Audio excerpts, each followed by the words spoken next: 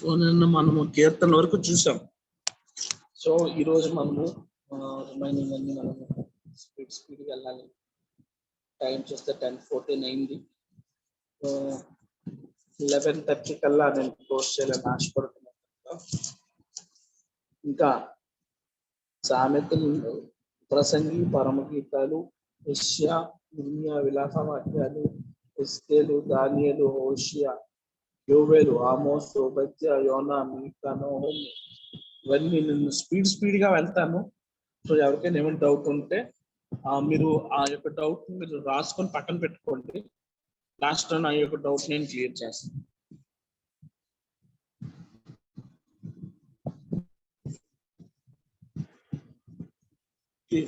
Proverbs, ఈ సామెతలు ఎవరు రాశారంటే సొలొమోన్ గారు రాశారు. జ్ఞాని అయిన సొలొమోను రాసిన పుస్తకాలు ఏంటంటే ఒకటి పరమగీతాలు, ఒకటి సామెతలు. ఎందుకంటే దేవుడు సొలొమోనుకి ఏం కావాలని అడుగుతున్నా, జ్ఞానం కావాలని అడుగుతున్నమాట సొలొమోన్ దేవుడు. సో ఆయనకి ఇచ్చిన జ్ఞానం బట్టి ఈ సామెతలు అనేవి రాస్తుంటాయి. ఈ సామెతలు ఎప్పుడు రాశారు అంటే 950 నుంచి 700 BC. 950 నుంచి 700 BC. సో సామెతలు ఎవరి ద్వారా రాయబడిందంటే సొలొమోన్ గారి ద్వారా రాయబడింది. సో దీంట్లోని మనకంతా ఎలా ఉండాలి, పిల్లలు ఎలా ఉండాలి, ఎలా పెంచాలి, తర్వాత పెద్దవాళ్ళు ఎలా ఉండాలి, సోమరగుణోళ్ళు ఎలాగవుతారు, సామెతలన్నీ మనకి ఈ యొక్క పుస్తకంలో మనకి కనిపిస్తూ ఉంటాయి. తర్వాత సామెతల తర్వాత ప్రసంగి. మనం ప్రసంగి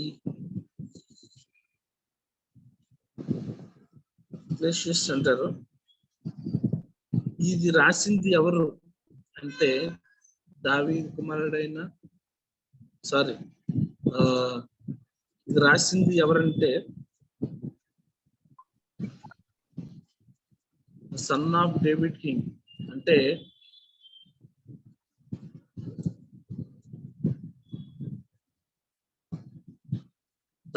దావీదు యొక్క కుమారుడు రాయడం జరుగుతుంది. అది యెరూషలేములోనే రాయడం జరుగుతుంది. సో ఇది ఎప్పుడు రాశారు అంటే 931 BCలోని రాయడం జరుగుతుంది.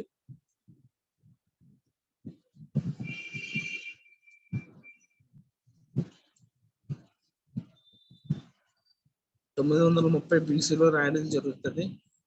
మెయిన్ పర్పస్ ఏంటంటే దీంట్లోని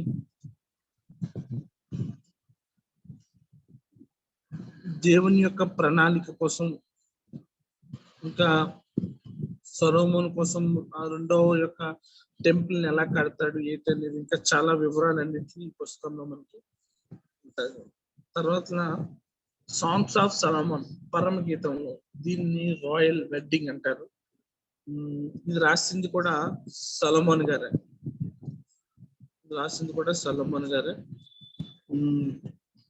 ఇది ఎప్పుడు రాశారంటే 1956 BCలోని ఈ యొక్క సాంగ్స్ ఆఫ్ సొలొమోన్ అనే బుక్ రాశారు, పరమగీతం. మెయిన్ పర్పస్ ఏంటంటే దేవుని యొక్క ప్రేమను చూపించడం, తర్వాత ప్రేమను కోసం వర్ణించడం. దీంట్లోని ఈ పుస్తకంలో మనం మెయిన్ గా చూడవలసిన ప్రశ్న ఎవరంటే సొలొమోన్ కనిపిస్తాడు. తర్వాత సోల్మతి,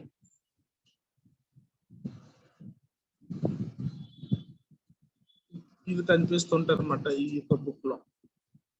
సో మెయిన్ గా ఈ పుస్తకంలో ఏంటంటే దేవుని యొక్క ప్రేమ కోసం ఎలా ప్రేమించాలి, దేవుని ప్రేమ ఎలా ఉంటుంది అనేది ఈ పుస్తకంలో మనం ఎక్కువ చూస్తాం.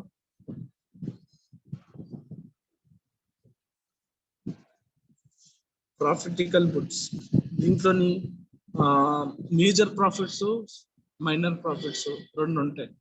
మేజర్ ప్రాఫిట్స్ అంటే మనం స్టార్టింగ్ యెషయా గ్రంథం మనం బాగా చూస్తున్నట్లయితే బైబిల్లోని మినీ బైబిల్ యెషయా గ్రంథాన్ని అంటారని చెప్పాను.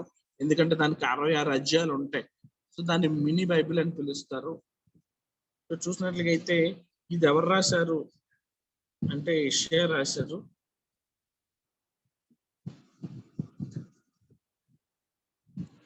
ఇది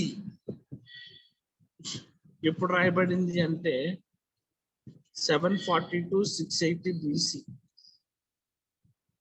740 to 650 BC. ఈ బుక్ యొక్క మెయిన్ థీమ్ ఏంటంటే, పర్పస్ ఏంటంటే రక్షణ కోసం ఉంటది. అలాగే యావే అనే పదానికి కోసం మనం ఇక్కడ తెలుసుకోవచ్చు. తర్వాత దేవుని యొక్క జడ్జిమెంట్ కోసం మనం ఇక్కడ తెలుసుకోవచ్చు. ఇంకా చాలా విషయాలు మనం తెలుసుకోవచ్చు. మనం దీంట్లో మనం మెయిన్ గా చూడవలసిన ప్రజలు ఎవరంటే యెషయా, తర్వాత యావే అని ఎందుకు వచ్చింది, ఈ బుక్ కి ఎందుకు మినీ బైబిల్ అని పేరు వచ్చింది అనేది మనం దీంట్లో చూస్తాం. తర్వాత ఇర్మియా,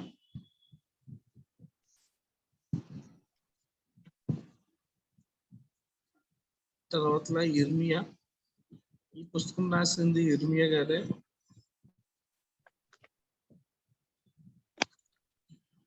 డేట్ ఎప్పుడంటే 627 to 585 BC.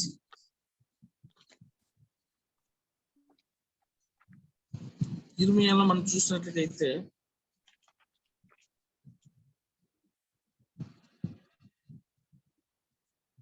దేవుని వార్నింగ్ ఒకటి మనం చూస్తాం ఇక్కడ దీంట్లోని మెయిన్ గా.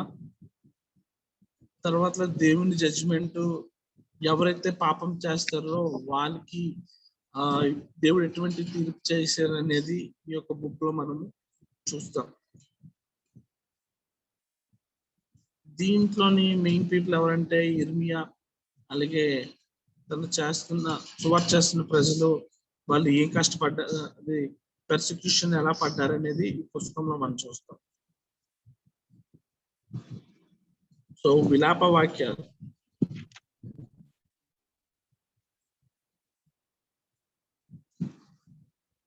దీనికి ఇర్మియా గారే రాశారు ఈ గ్రంథం కూడా. బట్ డేట్ ఏమొచ్చి 586 నుంచి 585 BC. 586 నుంచి 585 BC. ఈ పుస్తకం యొక్క మెయిన్ పర్పస్ ఏంటంటే,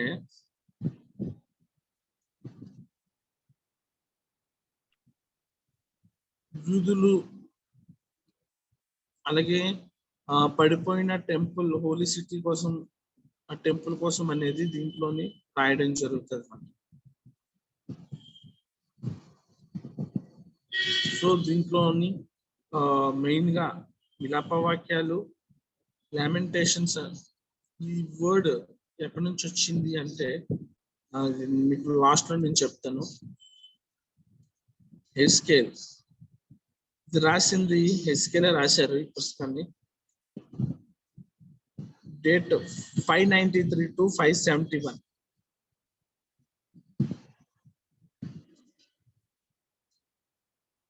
ఈ బుక్ యొక్క మెయిన్ పర్పస్ ఏంటంటే, తను దేని మీద ఫోకస్ చేశాడంటే కండమ్నేషన్ మీద ఫోకస్ చేస్తాడు. తర్వాత ఇజ్రాయెల్ సిన్ మీద, దీని మీద ఎక్కువ ఫోకస్ చేస్తాడు అన్నమాట ఈ బుక్ అనేది. సో దీంట్లో మనం చూసినట్లయితే హెస్కేలు సన్ ఉసి, తర్వాత బబులోను క్యాప్టివిటీ కోసం కూడా దీంట్లో మనం మళ్ళా చూస్తాం. సో నెక్స్ట్ వచ్చేసరి దానియేలు మనకు అందరికీ బాగా తెలుసు. దానియేలు గ్రంథం కోసం అది రాసింది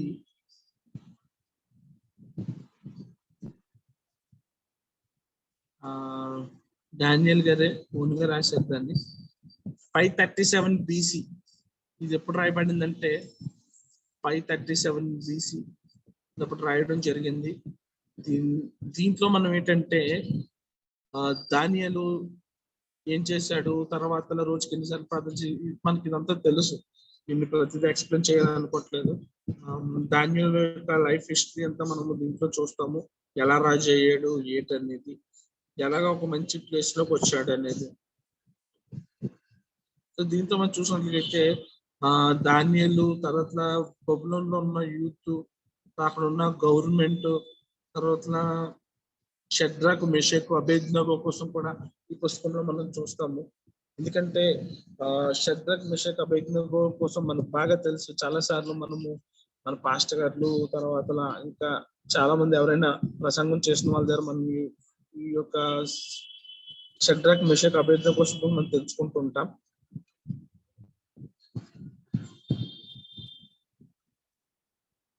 సో దానియేలుతో మేజర్ ప్రాఫిట్స్ అయిపోతారు. పెద్ద ప్రవక్తలు అందరూ దానియేలుతో క్లోజ్ అయిపోతారు. సో ఇప్పుడు చిన్న ప్రవక్తలకు వస్తాం మనము. చిన్న ప్రవక్తలు హోసియా.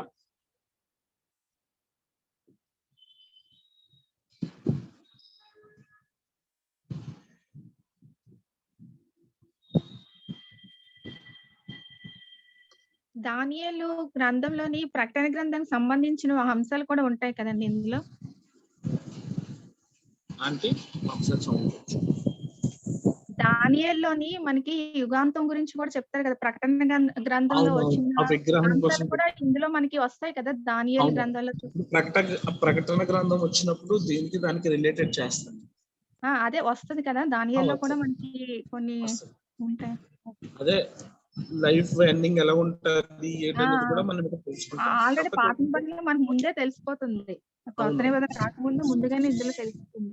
అవునండి. కాకపోతే అది ప్రకటన గ్రంథం వచ్చినప్పుడు లింక్ చేద్దామని చెప్పి నేను ఆపాను. సరే సరే ఓకే. చిన్న ప్రవక్తలు మనం చూసినట్లయితే హోషియా, యోవేలు, ఆమోసు, ఓబద్యా, యోనా, మీకా వీళ్ళందరూ చిన్న ప్రవక్తల్లోకి వస్తారు. వీళ్ళు చూసినట్లయితే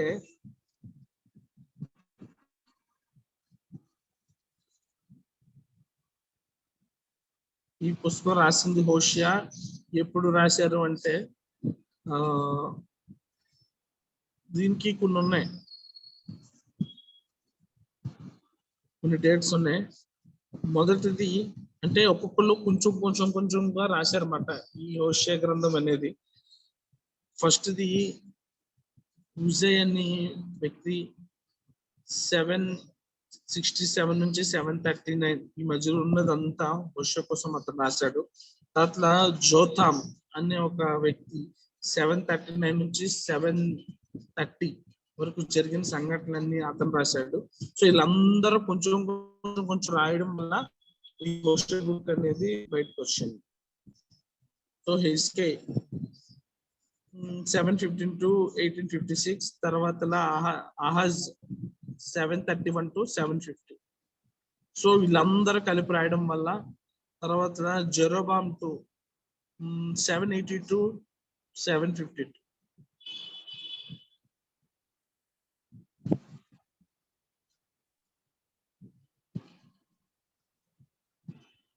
దీంట్లో మనం చూడవలసింది ఏంటంటే మెయిన్ గా ఈ పుస్తకంలో వాళ్ళు ఇజ్రాయెల్ ప్రజలు దేవునికి వ్యతిరేకంగా ఎలాగా వాళ్ళ అన్ఫెయిత్ఫుల్నెస్ ఎలా ఉంటుంది అనేది ఈ పుస్తకంలో మనం మెయిన్ గా చూస్తూ ఉంటాం.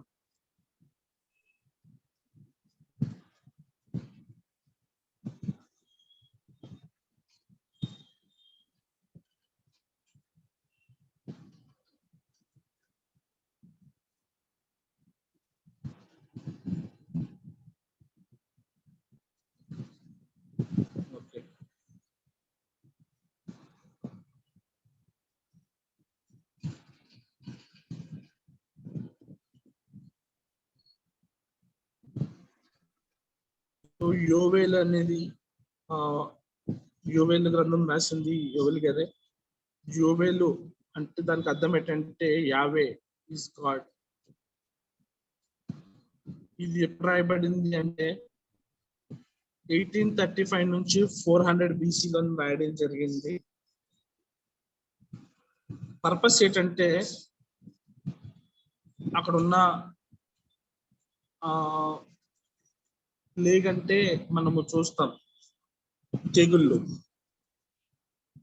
అక్కడ మిడతల దండ వచ్చి దాడి చేయడం మనం చూస్తుంది. ఆల్రెడీ ఇప్పుడు మనము బైబిల్లో ముందుగానే రాయబడి జరిగింది. లాస్ట్ మనం చూసినట్లయితే పాకిస్తాన్ నుంచి మిడతల దండ వచ్చి మహారాష్ట్ర నుంచి అలాగా మనకి తెలంగాణ ఏరియా కూడా వచ్చింది. అక్కడ ఉండే పంటల పొలాలన్నీ నాశనం చేశాయని ఇప్పుడు మనం విన్నాం. కానీ ఈ యొక్క విషయాలన్నీ ముందుగానే బైబిల్లోని మనకి తెలియజేయబడ్డాయి.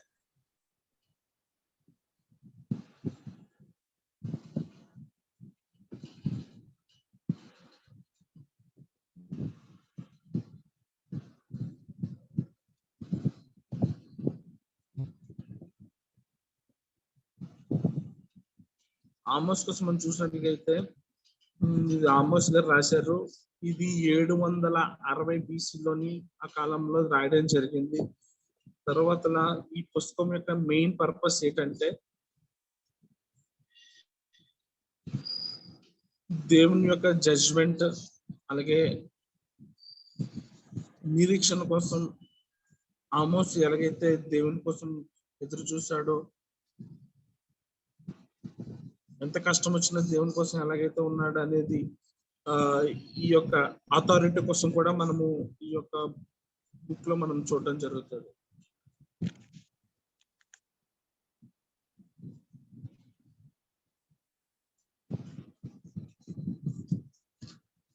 సో నేను పాత నిబంధన అనేది కొంచెం స్పీడ్ గా వెళ్తున్నాను, కొత్త నిబంధన నుంచి కొంచెం స్లోగా, ఎందుకంటే ఆల్రెడీ మనం టైం 15 minutes లేట్ గా స్టార్ట్ చేస్తాం. అందుకే నేను స్పీడ్ గా వెళ్తున్నా. ఎవరికైనా ఏం డౌట్ ఉంటే ఒక పేపర్ మీద రాసుకోండి, లాస్ట్ లో మిమ్మల్ని క్లారిఫై చేస్తాను. ఓబద్యా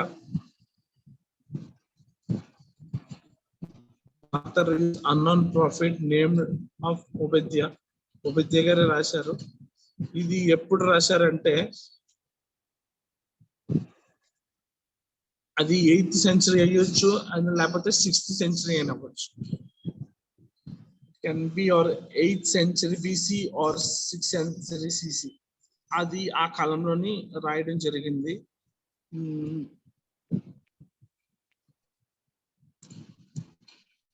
దీంట్లోని ఓబద్యా యొక్క ఎలాగైతే ఓబద్యా పడిపోయాడో అనేది, తర్వాత తన గర్వం ఎలాగా, తర్వాత ఇంకా యెరూషలేము కోసం, ఇవన్నీ మనము ఈ యొక్క అవుట్లైన్ మనం దీంట్లో చూడబోతున్నాం.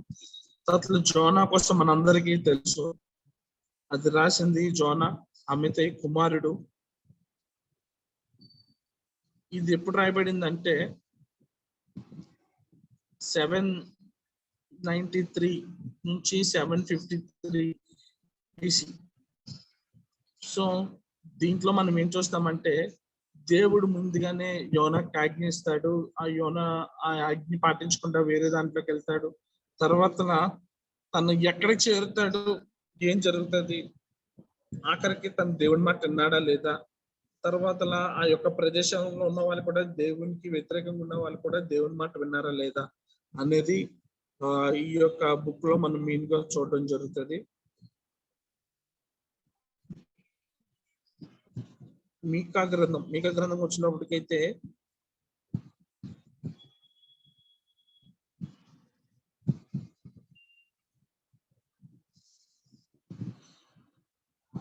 మీకా గారు రాసిన గ్రంథంలోని ఇది ఎప్పుడు అంటే 700 BC-లోని రాయడం జరిగింది.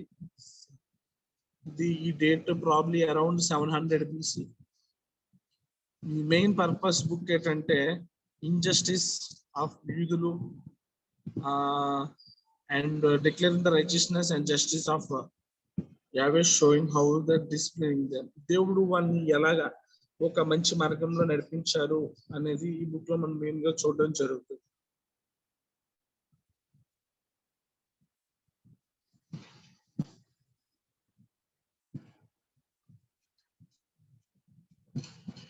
నాహూమ్,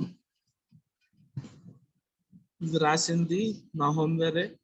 ఈ డేట్ మనం చూసినట్లయితే 663 నుంచి 612 BC.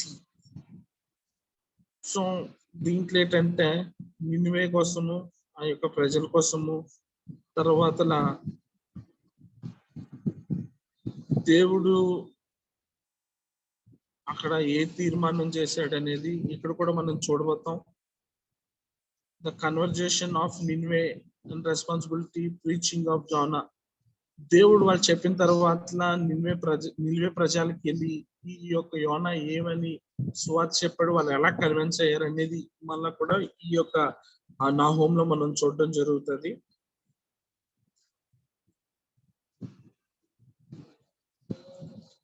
హబకుక్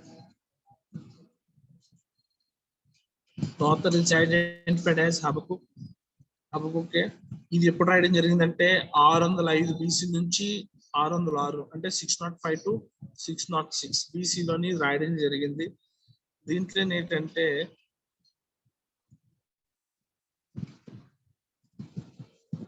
బబులోన్ యొక్క దర్శనం కోసం, తర్వాత concern problems of faith to face it to apparent difficulties, యొక్క కష్టాల కోసము, తర్వాత బబులోన్ లోని వాళ్ళు ఎలా పాపం చేశారు, అది అలాగే దేవుని యొక్క జడ్జ్మెంట్ అలాగే అయింది అనేది ఈ పుస్తకంలో కూడా మనం చూడటం జరుగుతుంది అన్నమాట. జెఫన్యా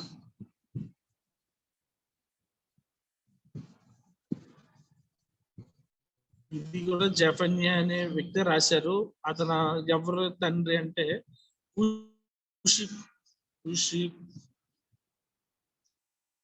ఊషి అనే వ్యక్తికి కుమారుడు ఈ జెఫన్యా. ఇతను ఎప్పుడు రాశాడు అంటే 630 నుంచి 625 BC కాలంలో ఈ యొక్క జెఫన్యా అనే ఈ పుస్తకం రాయడం జరుగుతుంది.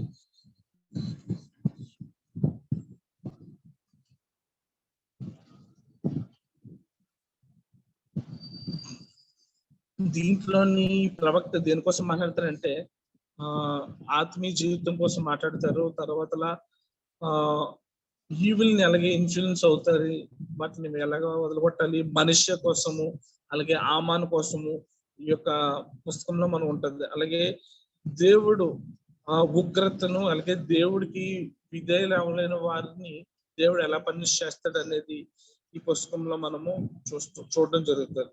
తర్వాత హగ్గై యొక్క మాటకు అర్థం ఏంటంటే ఫెస్టల్ అంటే ఫెస్టివల్. హగ్గై అనే మాటకు అర్థం ఏంటంటే festival.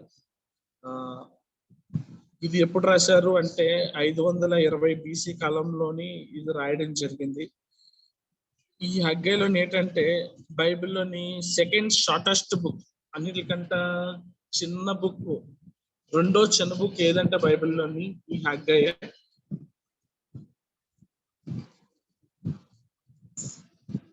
The content of book is reported by 4 messages by insignificant protelax prophet was ministry apparently of limited duration. ఇది చూసినట్లయితే 4 మెసేజ్లు దీంట్లో మనకి తెలియజేయడం జరుగుతుంది. ఒకటి సిగ్నిఫికెంట్ కోసం, తర్వాత ప్రొటెలెక్ ప్రాఫిట్ కోసం, తర్వాత ఎవరైతే మినిస్ట్రీ చేయాలనుకున్నారో వాళ్ళ కోసం ఈ యొక్క పుస్తకం అనేది బాగా ఇంపార్టెంట్ అవుతుంది, ఉపయోగపడుతుంది. తర్వాత పాత నిబంధనలోని ఆఖరిది కాదు, ఇంకొక దీని కింద ఒకటి ఉంది, లాస్ట్ బట్ నాట్ లీస్ట్ మలాకియే మెన్షన్ చేస్తాడు, తనే రాశారండి బుక్. తర్వాత ఇది 450 జకర్యా ఉంది. నెక్స్ట్ హగ్గై తర్వాత సారీ జకర్యా పైకి వెళ్తుంది, క్షమించండి. జకర్యా ఎవరు రాశారంటే జకర్యా రాశారు. తన తండ్రి పేరు ఏంటంటే బెరాకా. ఇది 520 నుంచి 518 BC కాలంలో ఇది రాయడం జరిగింది.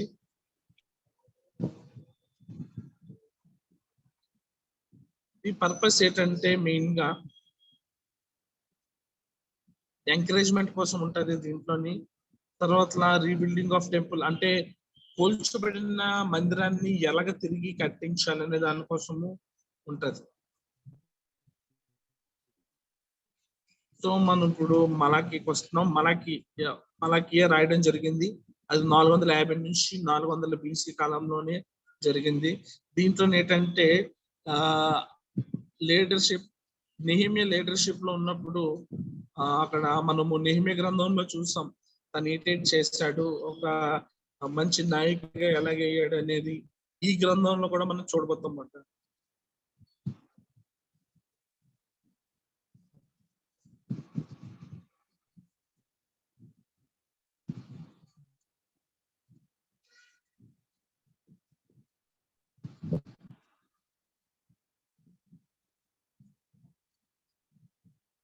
ఆఖరిది మలాకి తర్వాత లాస్ట్ మలాకి, జకర్యా తర్వాత మలాకి.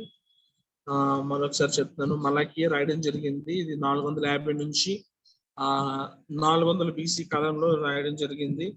దీంట్లో మెయిన్ పర్పస్ ఏంటంటే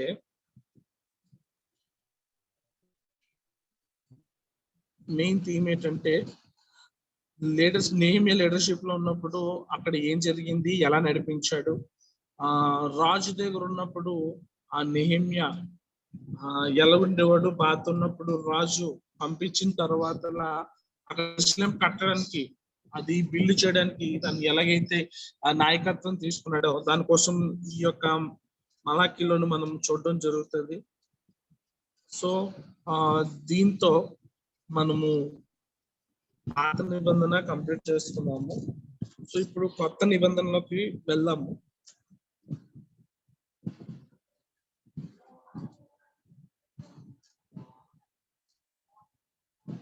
సో దీంట్లో మొదటిది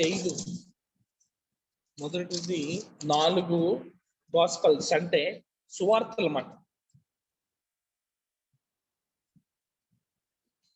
ఈ 4 సువార్తల్ని కలిపి చాలా మంది ఏమంటారంటే you are the 5th gospel. అంటే ఈ 4 సువార్తలు చదివి ఎప్పుడైతే నువ్వు సువార్త చెప్పడానికి వెళ్తావో నువ్వే ఒక దేవుని సాక్షి అన్నమాట. సో ఈ 4 సువార్తలు అనేది మనకి చాలా ఇంపార్టెంట్. సో మొదటిది మత్తయి సువార్త, తర్వాత మార్కు సువార్త, లూకా సువార్త, యోహాను సువార్త. సో మత్తయి సువార్త మనం చూసినట్లయితే మత్తయి గారు రాయడం జరిగింది. ఇది ఎప్పుడు రాశారంటే AD 50 to 66 ఈ కాలంలో ఈ మత్తయి గారు రాయడం జరిగింది. దీని యొక్క మెయిన్ పర్పస్ ఏంటంటే, ఈ పుస్తకం యొక్క మెయిన్ పర్పస్ సువార్తల్లో ఏంటంటే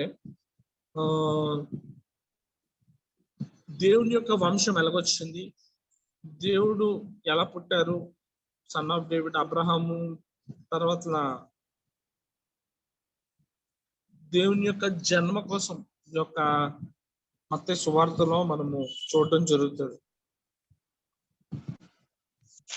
అలాగే యేసయ్య మెస్సే కోసం ఎలాగ ఎదురు చూస్తారు అందరూని అనే దానికోసం కూడా దీంట్లోని లైట్ గా ఇంట్రడక్షన్ ఇస్తుంటారు. తర్వాత రెండో సువార్త మనం చూసినట్లయితే గాస్పల్ ఆఫ్ మార్క్. ఇది ఎవరు రాశారంటే జాన్ మార్క్ గారు రాశారు. ఈ డేట్ ఎప్పుడు అంటే 70 AD అనే ఆ యొక్క కాలంలో ఇది రాయడం జరిగింది. 70వ శతాబ్దంలోని ఇది రాయడం జరిగింది. దీని యొక్క ముఖ్య ఉద్దేశం ఏంటంటే గుడ్ న్యూస్, సువార్త, దేవుడి కోసం, దేవుని పుట్టిక కోసం, అలాగే తన యొక్క రిజరక్షన్ కోసం, చనిపోయి తిరిగి లేచాడు అనే అంశాల మీద దీంట్లో మెయిన్ గా ఈ యొక్క మార్క్ అనే వ్యక్తి బాగా ఫోకస్ చేశాడు అన్నమాట. సో నెక్స్ట్ లూకా సువార్త మనం చూసినట్లయితే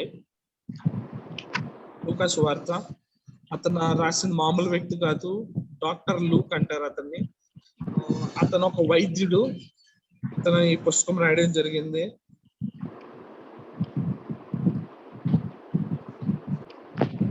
ఇది ఎప్పుడు రాశారంటే AD 70 కాలంలో రాయడం జరిగింది. దీంట్లో ముఖ్య ఉద్దేశం, పర్పస్ ఆఫ్ ది బుక్ ఏంటంటే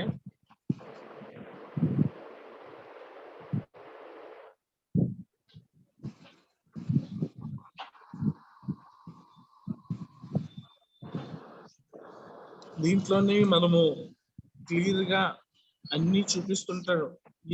ఏం చూపిస్తారు అంటే ఒక మనిషి హిస్టరీ, దేవుని హిస్టరీ కోసం, అలాగే జరిగిన ఫ్యాక్ట్స్ అన్ని, డేటా అంతా దీంట్లో మనం చూడడం జరుగుతుంది. దేవుని యొక్క జన్మ మొత్తం అంతా మనం ఇక్కడ చూడడం జరుగుతుంది అన్నమాట.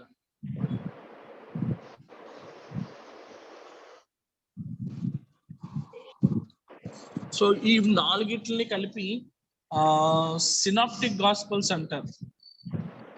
వీటిని సినాప్టిక్ గాస్పల్స్ అంటారు. ఎందుకంటే ఇవి మామూలుగా పిలవబడవు, ఇవి సినాప్టిక్ గాస్పల్స్ అని పిలువబడతాయి.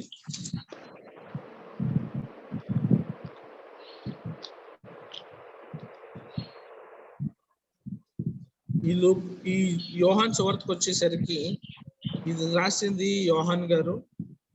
బట్ ఇది ఎప్పుడు ఏ కాలంలో రాశారంటే 100th సెంచరీలో రాశారు. AD 100 నుంచి AD 100.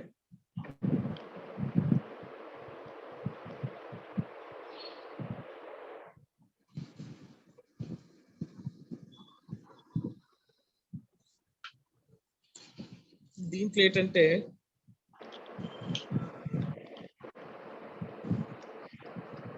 వీళ్ళు John the writer of the apostle himself said, అంటే ఎపిస్టల్స్ అంటే ఉపదేశాలు. వాళ్ళు ఏం చెప్పారంటే ఈ పుస్తకంలో, they may be written that may be believe that Jesus is the Christ the son of God and believing that you are the life the name of. Okay, దీంట్లో ఏంటంటే దేవుడు యేసుక్రీస్తు అని, తర్వాత ఆయన మనం నమ్మాలని, తర్వాత ఈ యొక్క సువార్తలు అన్ని గుడ్ న్యూస్, దేవునికి సంబంధించిన మాటలని. తర్వాత ఆయన ఎన్ని సంవత్సరాలు సువార్త ఎన్ని సంవత్సరాలు 3.5 సంవత్సరాలు 33.5 సంవత్సరాలు ఉన్నప్పుడు, తన ఉపవాసం ఉన్నప్పుడు ఏం చేశాడు అనేది, ఇవన్నీ మనము ఈ యొక్క దీంట్లో మనం చూడడం జరుగుతుంది.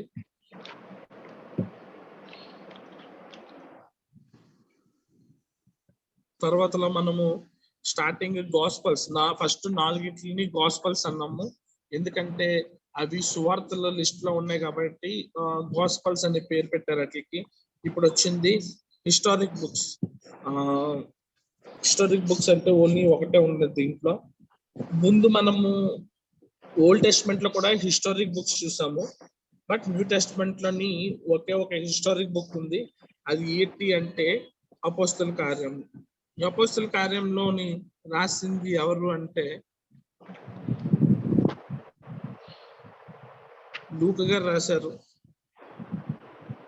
తర్వాత ఇది ఎప్పుడు రాయడం జరిగిందంటే 60 నుంచి 70 AD ఆ యొక్క సంవత్సరంలో రాయడం జరిగింది. 60 నుంచి 70 AD ఆ సంవత్సరంలో రాయడం జరిగింది.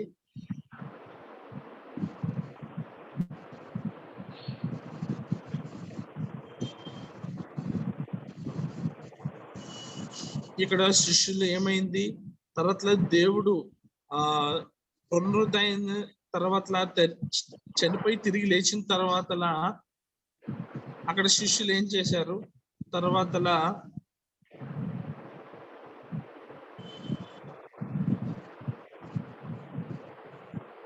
పేతురు పౌలు ఏం చేశారు, తర్వాత వాళ్ళు ఈ యొక్క దేవుని యొక్క సువార్తను వాళ్ళు ఎలా క్యారీ చేశారు, వాళ్ళు పరిశుద్ధాత్మ కోసం వాళ్ళు ఎలా వెయిట్ చేశారు అనేది, వాళ్ళు సువార్త ఎలా ప్రకటించడం ప్రారంభించారు అనేది ఈ యొక్క మనము అపోస్తల కార్యంలోని మనము చూడడం జరుగుతుంది. సో ఇప్పుడు నెక్స్ట్ మనము రోమిలకు రాసిన పత్రికకు వస్తాము.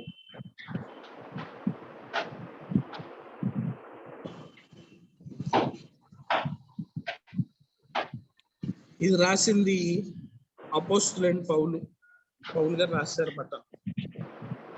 దీన్ని ఎపిస్టల్స్ అంటారు, ఉపదేశంలో. ఇది ఎప్పుడు రాశారంటే 57 నుంచి 59 ఈ కాలం మధ్యలోని దాన్ని రాయడం జరిగింది. 57 నుంచి 59 ఈ కాలం మధ్యలోని అపోస్తల కార్యాలు, తర్వాత రోమిలకు రాసిన పత్రిక మనము రాయడం మనం చూస్తాం.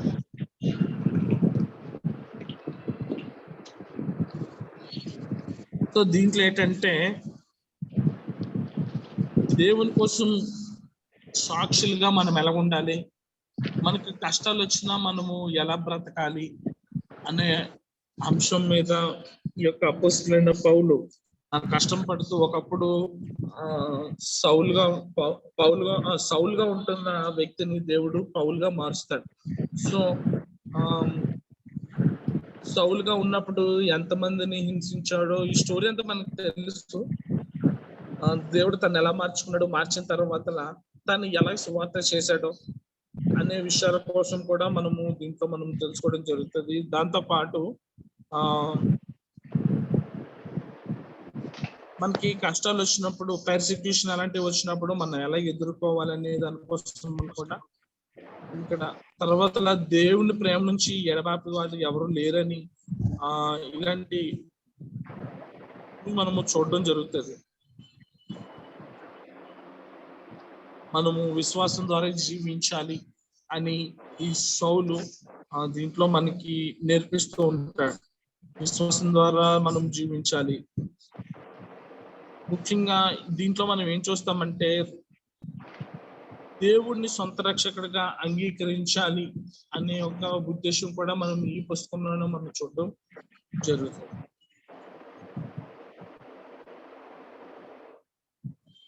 తర్వాత కొరింథీయులు రాసిన మొదటి పత్రిక,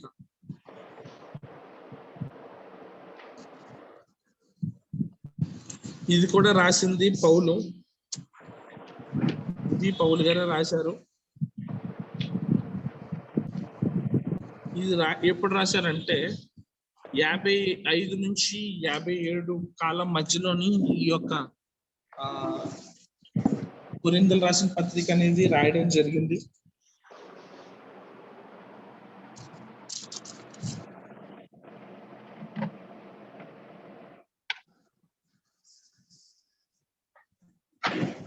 యొక్క మెయిన్ ఉద్దేశం ఏంటంటే మొదటి కొరింథీ, రెండో కొరింథీ కూడా పౌలు గారే రాశారు. రెండు కలిసి చెప్తాను. ఈ మొదటి కొరింథీలోని ఉద్దేశం ఏంటంటే సంఘంలో ఉన్న కష్టాలు అది ఎలా ఓవర్కమ్ అవ్వాలి, తర్వాత మన యొక్క లైఫ్ స్టైల్ ఎలా ఉండాలి, తర్వాత సంఘంలోని ఒక కుటుంబంగా మనం ఎలా ఉండాలి అనేది ఈ యొక్క మొదటి కొరింథీలో మనం చూడడం జరుగుతుంది. రెండో కొరింథీలోకి వచ్చినప్పటికీ ఎవరైతే గాయపడ్డారో వాళ్ళకి ఆదరణ కలిగించాలని మాటలు, తర్వాత ఎవరైతే విశ్వాసులు బాధతో ఉంటారో వాళ్ళు ఓదార్చే మాటలు, ఇవన్నీ మనము రెండో కొరింథీలో మనం చూడడం జరుగుతుంది. తర్వాత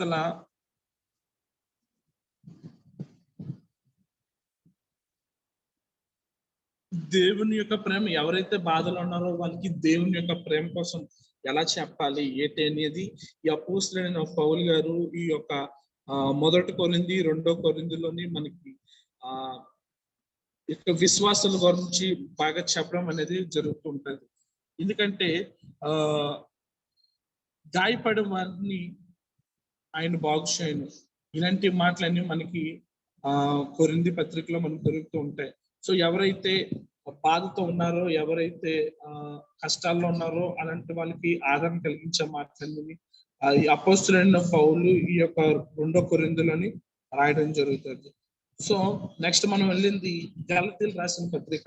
నేను చాలా స్పీడ్గా వెళ్తున్నాను ఎందుకంటే ఆల్రెడీ మనము టైం 11కి వచ్చింది. మనం ఇంకా గలతీయులు రాసిన పత్రికలోనే ఉన్నాము. గలతీయుల పత్రిక ఎఫెసీలు, ఫిలిప్పీలు, కొలస్సీలు, తెస్సలోనికీలు, మొదటి తెస్సలోనికీలు, మొదటి తిమోతి, రెండో తిమోతి, టైటస్, ఫిలోమోను, హెబ్రీ, యాకోబు, మొదటి పేతురు, రెండో పేతురు, మొదటి యోహాను, రెండో యోహాను, మూడో యోహాను, తర్వాత యూదా, ప్రకటన. ఇంకా ఇవన్నీ చూడాలి కనుక మనకు ఉండే టైం ½ an hour ఉంది. సో అందుకే నేను స్పీడ్ గా ఈ యొక్క నా సబ్జెక్ట్ ని ముందుకు వెళ్తున్నాను. నేను కరెక్ట్ గా 11కి బ్రేక్ ఇస్తాను, ఒక 3 minutes తర్వాత మనము కంటిన్యూ చేయొచ్చు. ఈ గలతీయులు రాసిన పత్రిక మనం చూసినట్లయితే ఇది రాసింది గలేషియన్స్, గలతీయులే రాశారు. ఇది ఒక లెటర్, పౌలు గారికి రాస్తున్న లెటర్ ఇది. పౌలు గారు రాసిన లెటర్సే కదా ఇవన్నీ కూడా. గలతీ కూడా పౌలు గారు రాశారు కదా. గలతీలకి రాసిన లెటర్ ఇది, పౌలు గారి ద్వారా గలతీలకి రాసిన లెటర్. ఇది ఎప్పుడు రాయబడింది అంటే 53 నుంచి 56 అనే కాలం మధ్యలోని జరిగింది. ఎపిస్టిల్స్ అంటే దాన్ని తెలుగులో ఏమంటారు అంటే సందేశము, అంటే మెసేజ్, అంటే లెటర్.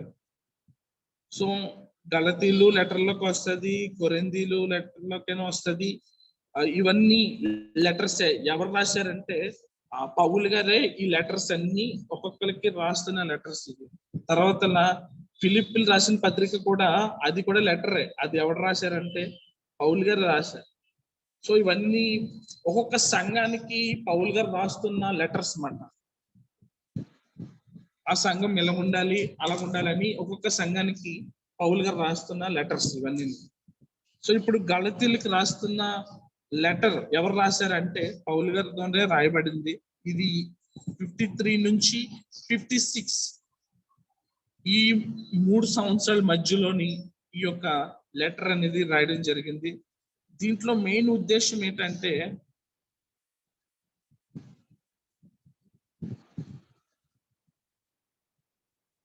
జెంటైల్స్ మధ్యలోకి వెళ్ళి దేవుని సువార్త ప్రకటించాలి, అలాగే మోషే యొక్క ఆజ్ఞలను మనం ఫాలో చేయాలి, తర్వాత మనకి ఇచ్చిన ఆజ్ఞలు మనం గైకొనాలి, తర్వాత విశ్వాసంతో కూడా మనం జీవించాలి అనే అంశాల మీద ఈ పౌలు భక్తుడు ఆ యొక్క సంఘానికి రాస్తున్న లెటర్.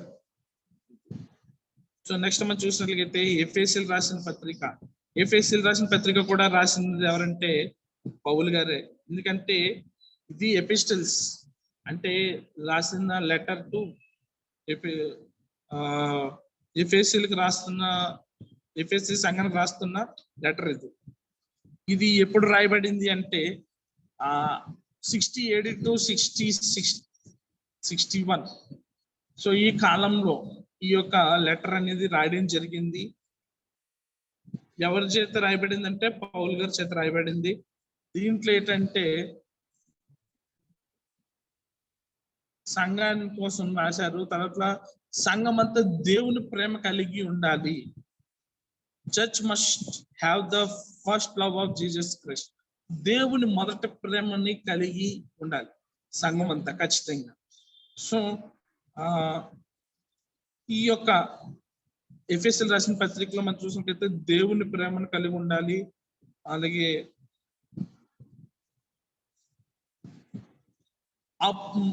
దీంట్లో మనం చూసినట్లయితే దుర్బోధ కోసం కూడా మనము వింటాం.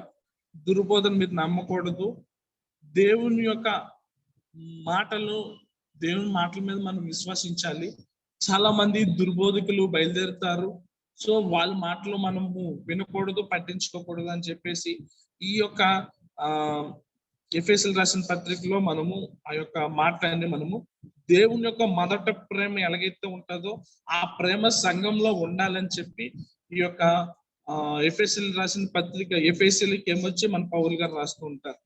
తర్వాత లెటర్ ఏమొచ్చి మన పౌలు గారు రాస్తారు. అది ఎవరికి రాస్తారంటే ఫిలిప్పీలకి రాస్తారు అన్నమాట. సో ఇప్పుడున్న ప్రదేశం అంటే ఫిలిప్పైన్స్ మనకి బాగా తెలుసు. మనకి చాలా సార్లు, అనేక సార్లు మన టీవీలో చూస్తూ ఉంటాం ఫిలిప్పీ రాసిన పత్రిక. సో ఇది ఎవరు రాశారంటే పౌలు గారు రాస్తారు.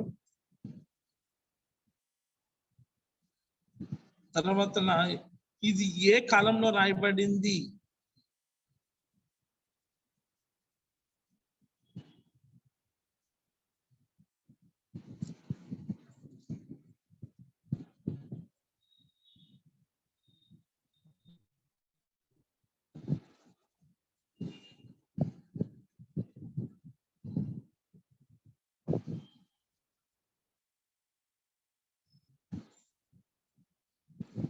ఇది 59 నుంచి 60 మధ్యలోని, అంటే 59 AD నుంచి 60 మధ్యలో ఈ యొక్క పుస్తకం రాయడం జరిగింది.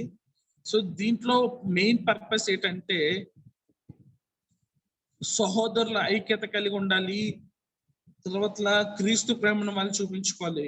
ముందు దాంట్లో మనం చూసినట్లయితే క్రీస్తు మొదటి ప్రేమ ఎలాగైతే ఉంటుందో ఆ ప్రేమను సంఘంలో చూపించమని చెప్పారు. కానీ ఇక్కడ మనం చూసినట్లయితే brothers and sisters to be humble and accept one another since Jesus Christ is the greatest example of humility.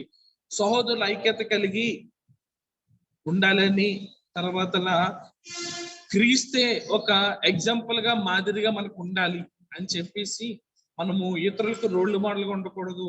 అంటే సీనియర్ హీరోస్ అలాంటి వాళ్ళు కాకుండా దేవుడే మనకు ఒక ఎగ్జాంపుల్ గా ఉండాలి అని చెప్పేసి ఈ యొక్క ఫిలిప్పీ పత్రికలో మనము అక్క పౌలు గారు ఫిలిప్పీ సంఘానికి రాస్తున్నప్పుడు మనము చూస్తుంటాం. సో దీంట్లో మనము ఎక్కువ ఈ పుస్తకంలో మనం ఏం చూస్తుంటాం అంటే బైబిల్లోని సహోదరులు ఐక్యత కలిగి ఉండాలి. అలాగే దేవుడు ఎలాగైతే మనకు మాదిరిగా ఉన్నాడో మనం కూడా ఇతరులకు అలాగా మాదిరిగా ఉండాలి అని చెప్పి ఈ యొక్క పుస్తకంలో మనము చూడడం జరుగుతుంది. సో 11 అయింది. 11:03 వరకు నేను చిన్న బ్రేక్ ఇస్తాను. 11:04 కి మనం స్టార్ట్ చేసుకొని మీతో మనం క్లోజ్ చేస్తాం.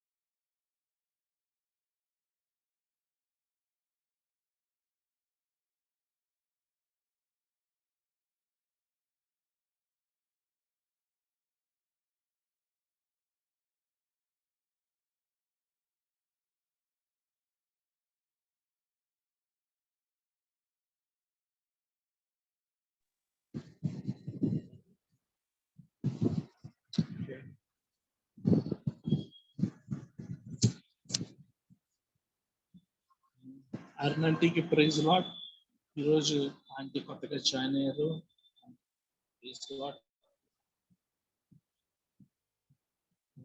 ఇవాళ సత్య గారు జాయిన్ అవ్వలే.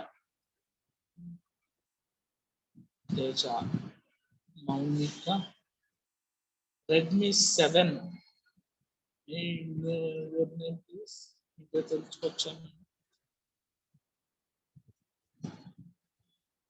మీరు చాట్ బాక్స్ అయినా మీరు నాకు మెసేజ్ పెట్టండి. మీ నేమ్ అది మీకు చెప్పుకోవడానికి ఇష్టం లేకపోతే దానికోసం, అంటే నేమ్ ఉంటే మీరు ఎవరు పార్టిసిపేట్ చేశారు అనేది మాకు తెలుస్తుంది. అంటే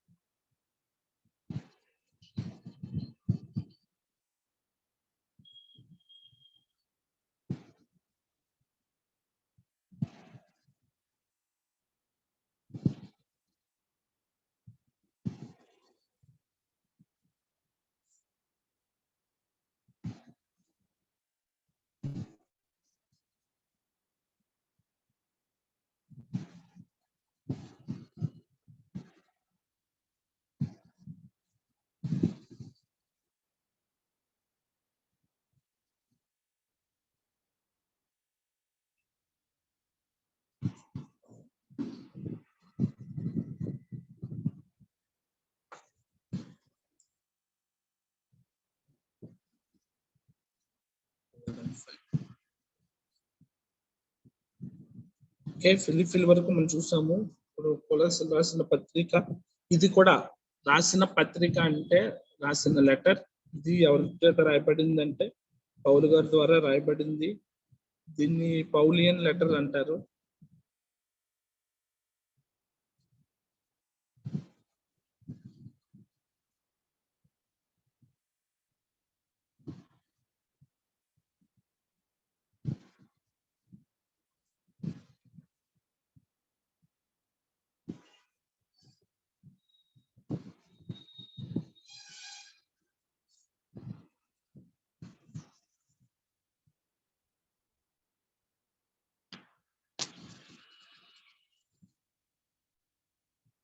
ఇది ఎప్పుడు రాయబడింది అంటే వాళ్ళు డేట్ అనేది దీంట్లో మెన్షన్ చేయలేదు, కానీ there is no clear indication when the Paul visit కొలెసియన్.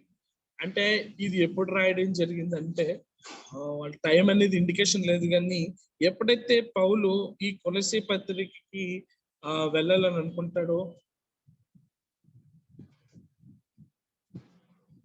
ఎప్పుడైతే ఈ కొలెసియస్ దగ్గరికి వెళ్ళాలనుకుంటాడో, ఎప్పుడైతే వాళ్ళని విజిట్ చేస్తాడో ఆ సమయంలో ఈ యొక్క పత్రికను, ఈ యొక్క లెటర్ని రాయడం జరుగుతుంది. కనుక దీనికైతే ఒక డేట్ అనేది మనకి మెన్షన్ చేయలేదు.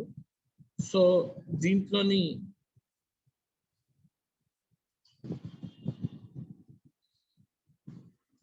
మాక్సిమం ఇచ్చిన డేట్ ఏంటంటే 59 to 61 AD. సేమ్ ముందు సంవత్సరం ఏదైతే మనం ఏదైతే చూసామో సేమ్ అదే సంవత్సరంలో ఈ యొక్క పుస్తకం కూడా రాయడం జరుగుతుంది. 59 to 61 AD ఆ కాలంలో ఈ యొక్క పుస్తకాన్ని రాయడం జరిగింది. పౌలు గారే రాయడం జరిగింది. ఇది ఎవరికి రాశారంటే కొలసీ అనే సంఘానికి ఈ పత్రిక రాస్తున్నారు. దేనికోసం రాస్తున్నారంటే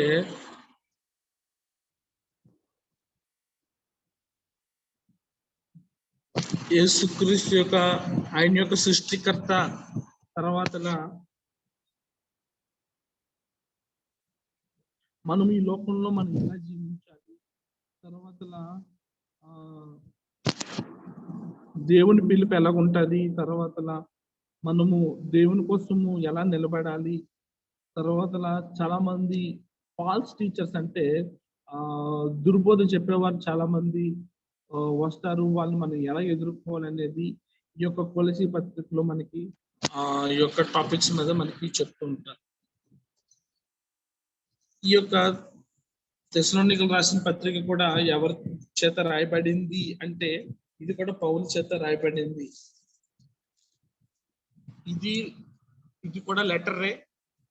తెస్సలోని సంఘానికి మన పౌలు గారు రాస్తున్న లెటర్.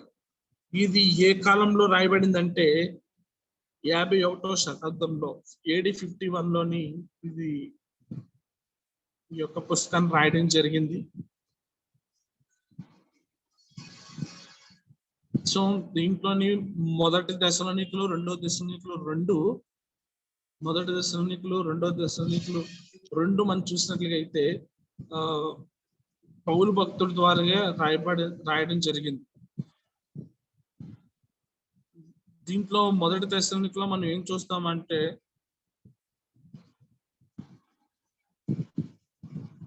ఆఫ్టర్ బీయింగ్ చేంజ్డ్ అవే పౌల్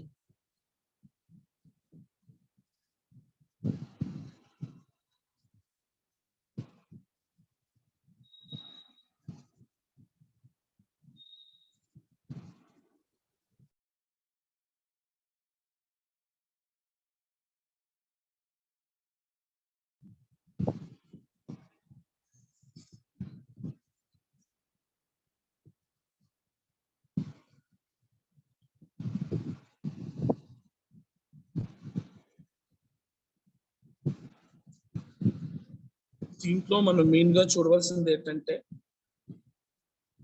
ఈ పౌలు భక్తుడు ఎప్పుడైతే తెస్సలోని సంఘానికి వెళ్తాడో అక్కడ జరిగే సంఘటనల కోసం రాయడం జరుగుతుంది. తర్వాత వాళ్ళు ఈ దేవుని ప్రేమను ఎలా మిస్ అవుతారు, దేవుని ప్రేమను మనం ఎలాగా వెతకాలి, తర్వాత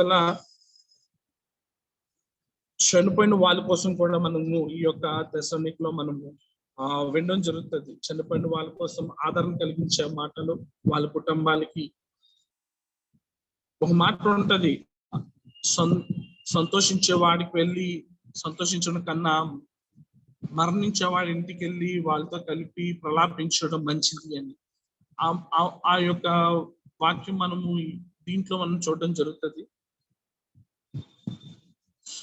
సో మనము విశ్వాసం ద్వారా మన జ్ఞానాన్ని ఎలా పెంచుకోవాలి అనేది ఈ యొక్క మొదటి దశలోనే మనం చూడడం జరుగుతుంది. రెండో దశలో మనం చూసినట్లుగా అయితే మనం ఎక్కువ పౌలు రాసిన లెటర్ లోనే మనము ఫోకస్ చేస్తుంటాడు అన్నమాట. అక్కడ ఉన్న సంఘానికి వార్నింగ్ చేస్తూ ఉంటాడు. ఏమనంటే వాళ్ళు బద్ధకంగా ఉండిపోతుంటారు. ఆ సంఘానికి మీరు ఉజ్జయంగా దేవుని సన్నిధిలో ఉండాలి, మీరు అలా బతికించకూడదు అని చెప్పి ఈ యొక్క రెండో దశలో మనం చూస్తుంటాం. దేవుని యొక్క రాకడ బహు సమీపంగా ఉంది కనుక వాళ్ళు నిర్లక్ష్యం చేయకుండా ఉండాలని, వాళ్ళు ఉజ్జయంగా దేవుని కోసం ముందుకు సాగాలని చెప్పి ఈ రెండో దశలో వాళ్ళు పౌలు గారు లెటర్ రాస్తూ ఉంటారు.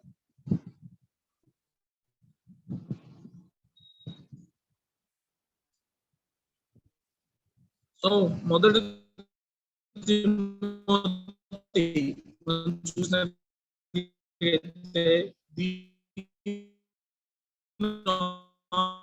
కూడా పౌలు గారు రాశారు. పౌలు గారి ద్వారా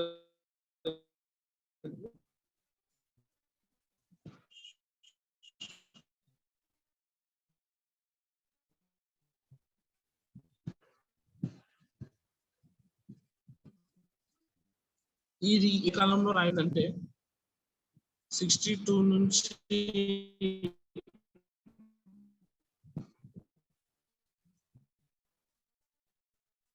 మెయిన్ పర్పస్ ఏంటంటే పౌలుకి తిమోతి అనే వ్యక్తి ఆత్మీయ కుమారుడు అన్నమాట. తర్వాత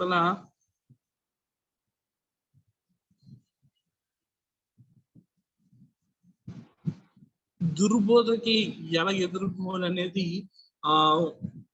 ఈ తిమోతికి చెప్తున్న సిచ్యువేషన్ ఇదంతా మన పౌలు గారు. సో ఫాల్స్ టీచింగ్ అనేవి వస్తూ ఉంటాయి. సో వాటిని ఎలా ఎదుర్కోవాలి అనేది తిమోతికి he wants to warn Timothy against the false teaching. So రెండోది ఇక్కడ చూసినట్లయితే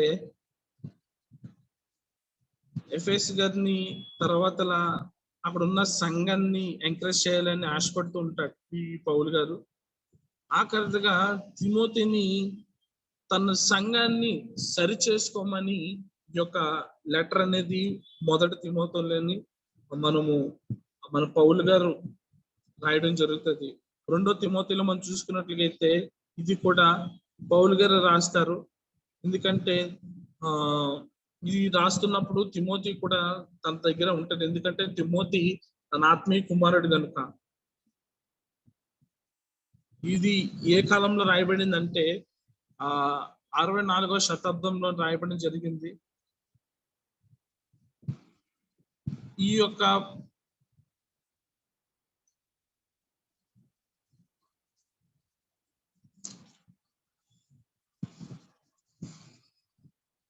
యొక్క బుక్ మెయిన్ పర్పస్ ఏంటంటే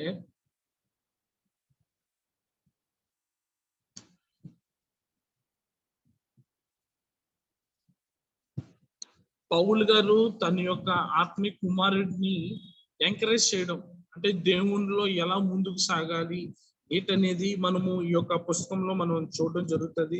తర్వాత జెంటైల్స్ కి వెళ్ళి మనము సువార్త చెప్పాలి అంటే ఎలా ప్రిపరేషన్ ఉండాలి అనేది మనము మెయిన్ గా ఈ యొక్క మనము తిమోతి గ్రంథంలో మనం చూడడం జరుగుతుంది. ఆ దేవునిలోని మనం ఎలాగా నలగొట్టబడాలి, నలగొట్టబడితే దేవుని నుంచి మనకు ఆశీర్వాదాలు ఎలాగొస్తాయి అనేది ఈ యొక్క గ్రంథంలో మనం చూడడం జరుగుతుంది.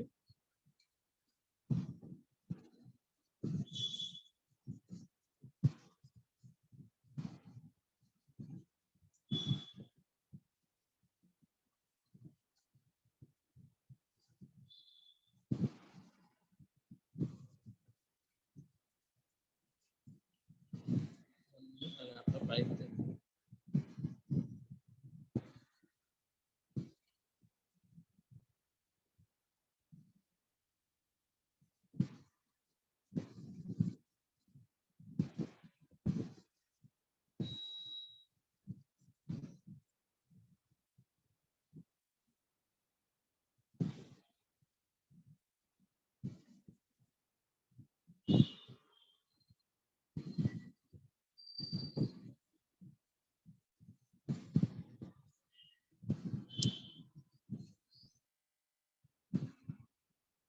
సో నెక్స్ట్ బుక్ మనం చూసినట్లయితే టైటస్.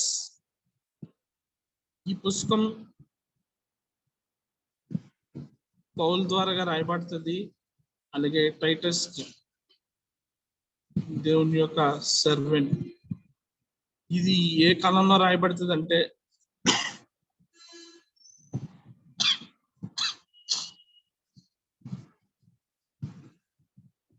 ఏ కాలంలో రాయబడుతుందంటే 63వ శతాబ్దంలోని ఈ యొక్క పుస్తకాన్ని అనేది రాయడం జరుగుతుంది. ఈ యొక్క బుక్ యొక్క మెయిన్ పర్పస్ ఏంటంటే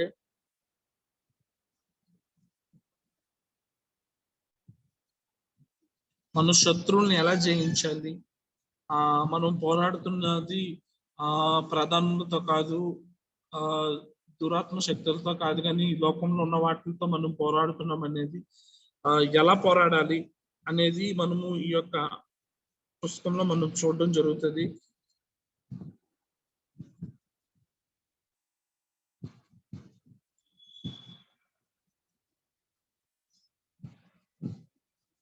తర్వాత పౌలు రాసిన యొక్క లెటర్ ఎలాగా తిమోతి వాళ్ళకి డైరెక్ట్ చేశాడు, ఎలాగా ఈ టైటస్ అనేది ఎలా నేర్చుకున్నాడు, తిమోతి దగ్గర పౌలు దగ్గర దేవుని యొక్క డాక్ట్రిన్స్, అంటే చాలా డాక్ట్రిన్స్ ఉన్నాయి. ఇప్పుడు పెంతెకోస్తు డాక్ట్రిన్స్ ఉంది, తర్వాత ఆర్సిఎం డాక్ట్రిన్స్ ఉన్నాయి, ఒక్కొక్క బ్యాక్గ్రౌండ్ ఉంటాయి.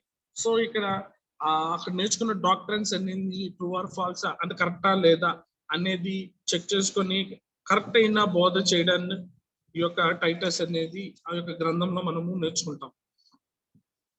హెబ్రీ రాసిన పత్రికలో మనం చూసినట్లయితే ఇది ఎవరు రాశారంటే హెబ్రీయర్ రాశారు. దీంట్లో మనం చూసినట్లయితే పౌలు, బర్నబా వాళ్ళు చాలా ప్రాముఖ్యమైన వాళ్ళు. ఫిలోమోన్ ఉంటుంది, ఫిలోమోన్ పత్రిక ఉంటుంది. టైటస్ తర్వాత ఫిలోమోన్.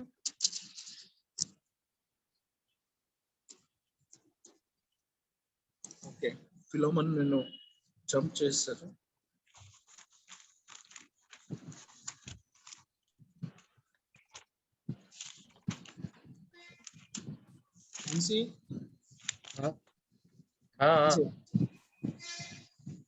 ఏదైనా ఉంటే కొంచెం వాటర్ పంపించే. సరే సార్, తెస్తాను.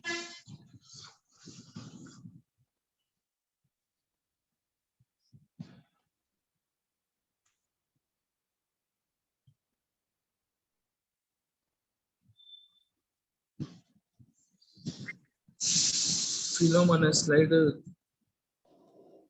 డిస్ప్లేస్ అయ్యింది, అది నేను లాస్ట్ లో చెప్తాను. ఫిలోమోన్ కోసం హెబ్రీ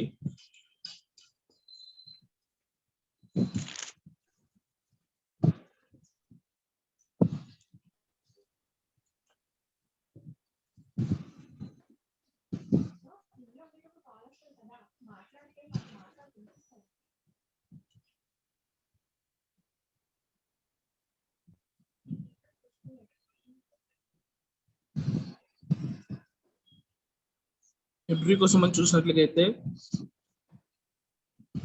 ఇది ఎవరు రాశారంటే హెబ్రీ రాశారు. దీంట్లో మనం మెయిన్ గా ఈ పుస్తకంలో మెయిన్ గా చూడవలసిన వ్యక్తులు మనం ఏంటంటే పౌలు, బర్నబా. వాళ్ళు చేసిన సేవ, వాళ్ళు ఎటువంటి పరిస్థితుల్లోకి వెళ్ళారు అనేది మనకు బాగా తెలుసు, చాలాసార్లు మనము వాక్యాల్లో విన్నాము.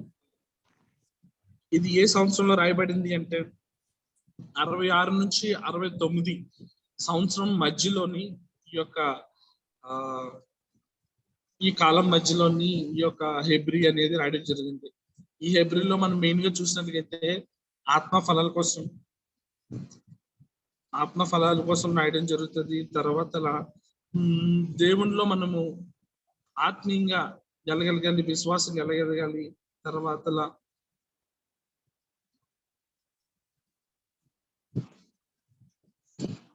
పౌలు, బర్నబా దీంట్లోని వాళ్ళ కోసం కూడా మనము వింటూ ఉంటాం. సో నెక్స్ట్ వచ్చినప్పటికీ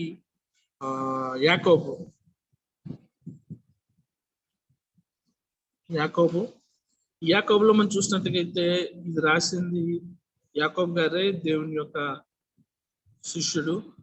ఈ డేట్ ఎప్పుడంటే 45 నుంచి 49 AD కాలం మధ్యలోని వీళ్ళు ఈ యొక్క గ్రంథాన్ని రాయడం జరిగింది. ఈ గ్రంథంలో మెయిన్ ఏంటంటే దేవుని సువార్త ఎలా ప్రకటించాలి, ప్రాక్టికల్ గా ఎలా ఉండాలి అనేది ఈ అంశం కోసం దీంట్లో మెయిన్ గా చెప్పడం జరుగుతుంది.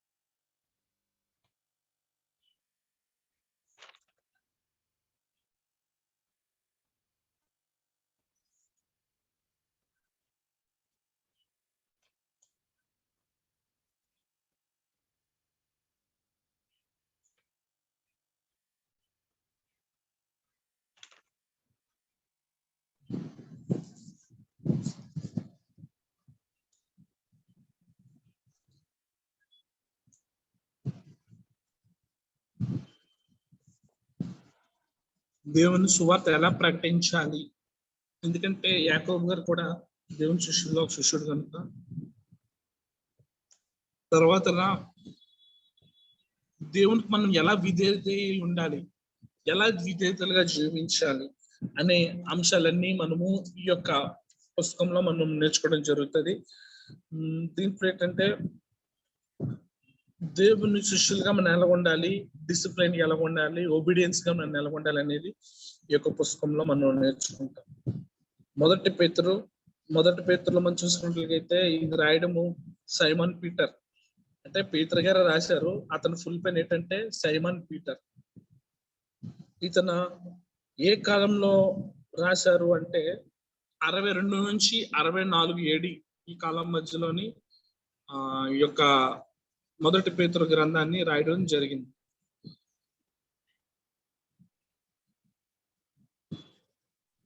ఈ పుస్తకం రాయడం మెయిన్ పర్పస్ ఏంటంటే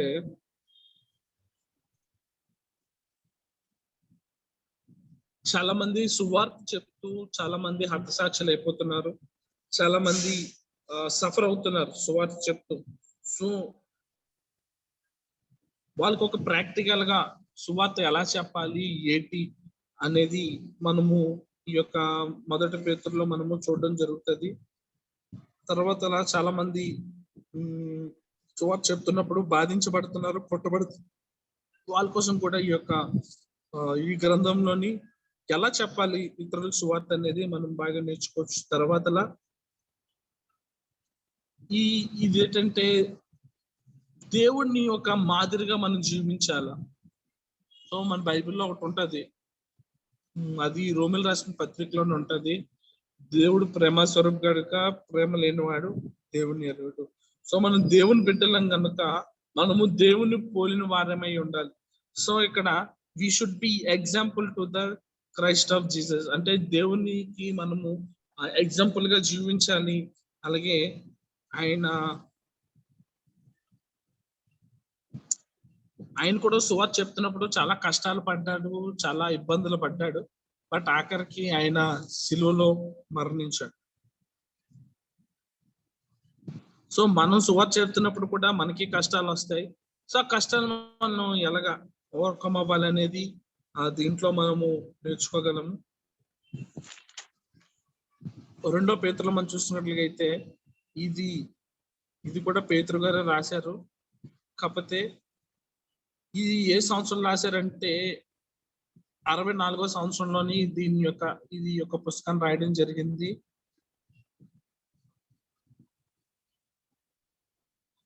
దీంట్లోని ఏంటి మెయిన్ పర్పస్ అంటే మనం ముందుగా చూసాము లైఫ్ స్టైల్ కోసం ఎలా జీవించాలి, ఎలా బతకాలి, ఎలా ఉండాలి అనేది చెప్తున్నాం. ఒకప్పుడైతే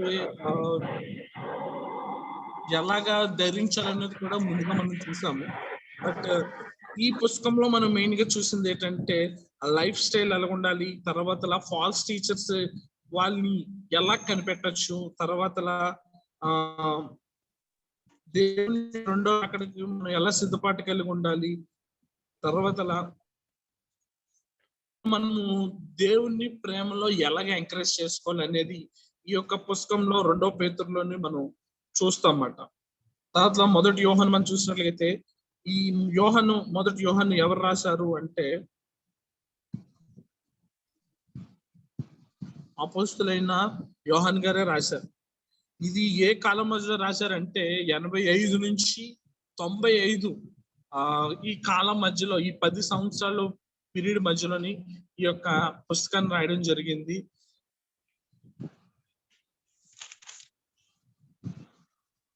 సో దీంట్లో మెయిన్ పర్పస్ ఏంటంటే దేవుని యొక్క కుమారుడిని మనం ఎలా నమ్మాలి, మన నిత్య జీవం ఎలా దొరుకుతుంది, తర్వాత దేవుని సువార్త మనం ఇతరులకు ఎలా చెప్పాలి, తర్వాత మనము దేవునిలో ఆత్మీయంగా సహవాసం ఎలా కలిగి ఉండాలి అనే ఈ అంశాలన్నిటిలోని మనము ఈ యొక్క మొదటి యోహానులో మనము నేర్చుకోబోతాం. సో ఈ యొక్క మొదటి యోహాను చదవడంగానే మనకి ఆత్మీయంగా ఎలాగ సహవాసం కలిగి ఉండాలి, తర్వాత దేవుని కుమారుడని మనం ఎలా నమ్మాలి, తర్వాత ఇంకా సువార్త మనం ఎలా చెప్పాలి, తర్వాత ఇంకా అనేకమైన విషయాలు మనము ఈ యొక్క గ్రంథంలో నేర్చుకోబోతాం. రెండో యోహాను మనం చూసినట్లయితే ఇది రాసింది అపోస్తులైన యోహాన్ గారే రాశారు. ఇది ఎప్పుడు ఏ కాలంలో రాశారంటే సేమ్ అదే కాలంలో 85 నుంచి 95 కాలంలో రాయడం జరిగింది. దీంట్లో ఏంటంటే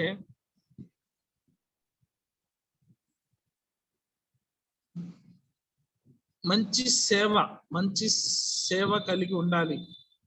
మనము ఏం చేసినా మంచి సేవ చేయాలి. తర్వాత మనం ఒక మంచి వాక్యం వింటాం బైబిల్లో, మంచి పోరాటం పోరాడుతుంది, నా పరుగు కనబరుచుకుంటుంది, విశ్వాసం కాపాడుకుంటుంది అని. సో అది రోమిల్ రాసిన పత్రికలో ఉంటది. సో మంచి విశ్వాసము, మంచి సేవ చేయాలి. ఈ రెండో యోహానులో మనం చూసినట్లయితే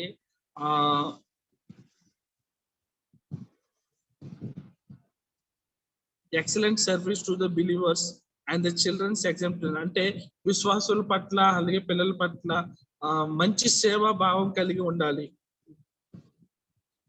అలాగే దేవుని ప్రేమను అలాగే విధేయతను కూడా మనము అందరికీ చూపించాలి అని చెప్పి ఈ యొక్క రెండో యోహానులోనే రాయడం జరుగుతుంది.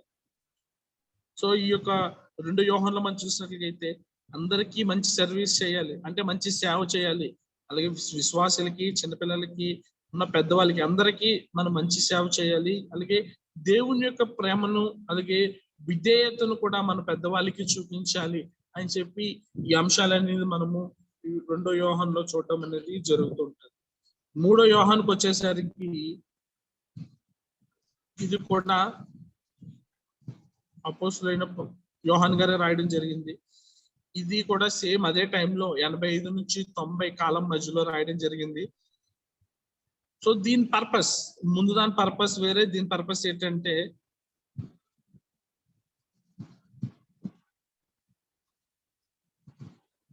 మనము వ్యక్తిగతంగా మనము దేవునిలోని ఎలాగ ఎదగాలి, అలాగే మనము తీసుకున్న డిసిషన్స్ ఎలా ఉండాలి, సంఘం పట్ల మనం ఎలాగ బాధ్యతగా ఉండాలి, సంఘం అంతా ఒకటిగా ఉండి చేస్తే అక్కడ దేవుని కార్యం ఎలా ఉంటది అనేది ఈ యొక్క యోహాను సువార్త మూడో యోహానులో మనం చూడటం జరుగుతుంది. తర్వాత ఈ యూదలో మనం చూసినట్లయితే ఇది రాయడం ఎవరు రాశారు అంటే ఇది మూడో యోహాను ఉంది. మూడో యోహాను చెప్పానండి, సేమ్ సేమేనా? సేమ్. అంటే సేమ్ వ్యక్తి రాశారు, సేమ్ డేటే. కాకపోతే లాస్ట్ లో ఏం చెప్పానంటే నేను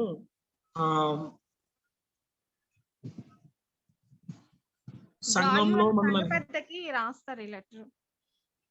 అంటే గాయు అనే సంఘ పెద్దకి యోహాన్ గారు అతన్ని ఒక పెద్దగా సంఘానికి పెద్దగా పేర్కొంటే లెటర్ రాస్తారు అంటున్నారు. అవునండి, ఇది కూడా ఎపిస్టలే. ఇది యోహాన్ గారు రాసిన లెటరే. ఇది ఒక సంఘానికి రాస్తారు, రెట్రోఫేస్ అనే సంఘానికి రాసిన లెటర్. కాకపోతే ఏంటంటే అది ఎలా ఉండాలి ఏంటనేది నేను పైన నేను ఎక్స్ప్లెయిన్ చేస్తాను. అలాగే అలాగే. నెక్స్ట్ యూదా. నెక్స్ట్ యూదా. యూదా మనం చూసినట్లయితే దీంట్లోని ఎవరు రాశారు అంటే యూదా బ్రదర్ ఎవరు అంటే యాకోబు. సో ఇది మెయిన్ గా ఆథర్ ఎవరంటే దీంట్లోని మత్తయ్య గారే ఈ యూదా సువార్త కూడా రాయడం జరిగింది.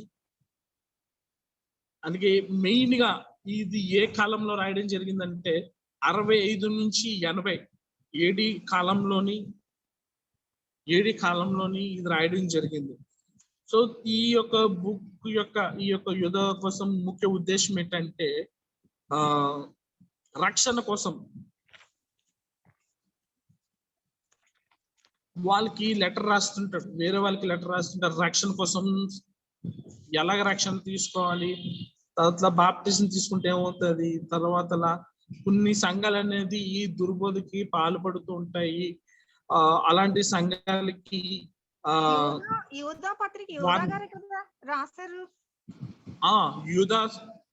యూదా రాశారంటే వాళ్ళ బ్రదర్ జేమ్స్ కూడా కొంచెం రాస్తారు, ఇద్దరు కలిసి రాస్తారు. యాకోబు సహోదరుడు యూదా రాస్తారు కదా. అవునండి, మీరు మత్తయి అని చెప్పారు అందుకని.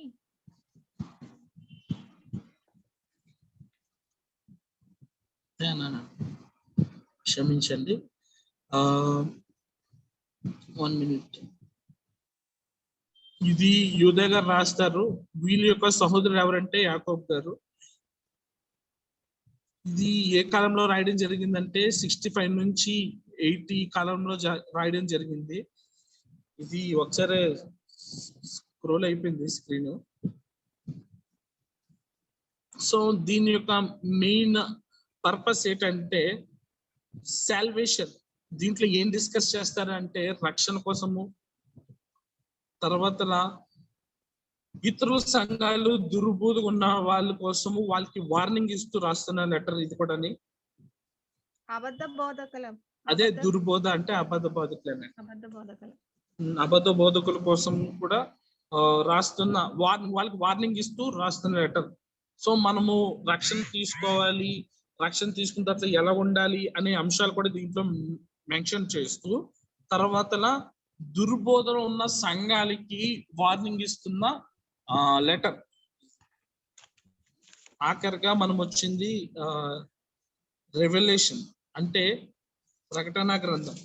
సో దీంట్లో మనం మెయిన్ గా ఎవరు రాశారు అంటే అపోస్తులు అయిన యోహాన్ గారే రాయడం జరుగుతుంది. ఇది ఏ కాలంలో రాశారంటే 95 to 96 AD కాలంలోనే రాయడం జరిగింది. సో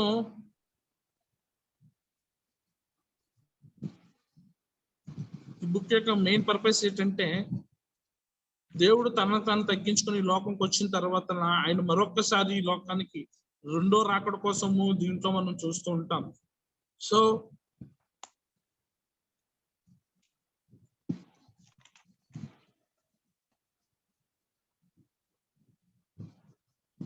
మనము ఉద్యోగం కలిగి ఉండాలి. తర్వాత దేవుని యొక్క రెండో రాకడ ఉందని, తర్వాత ఆ రాకడికి అందరూ సిద్ధపడి ఉండాలని, ఈ అంశాలన్నీ మనము ఈ యొక్క ప్రకటన గ్రంథంలో మనం చూస్తుంటాం. ప్రకటన గ్రంథం అంటే ప్రకటన. మనము ఆ ప్రకటన అనే టైటిల్ చూడగానే మనకు తెలుస్తుంది. సో ఇది మనకి ముందుగానే ఒక హెచ్చరిక అన్నమాట. సో దానికి మనం సిద్ధపడి ఉండాలి అనే ఒక ఇండికేషన్, ఒక సింబల్. సో మనం ముందుగా ప్రిపేర్ అయ్యి ఉండాలని చెప్పేసి ఆ యొక్క ప్రకటన గ్రంథంలో మనకి రాయడం జరుగుతుంది. దీన్ని అపోలైటిక్ బుక్ అని అంటారు. సో ఈ ప్రకటన గ్రంథంలో మనము మెయిన్ గా దేవుని యొక్క రెండో రాకడ కోసము తర్వాతలా మనము ఎలాగ సిద్ధపడి ఉండాలి, అతను వచ్చినప్పుడు ఎలాగైతే జరుగుతాయి అనేవి ఇవన్నిటిని ముందుగానే ఈ యొక్క ప్రకటన గ్రంథంలోని ఉంటాయి. సో ఫిలోమోన్ కోసం నేను చెప్పే ముందు ఒకసారి స్క్రీన్ షేర్ నేను ఆపుతాను.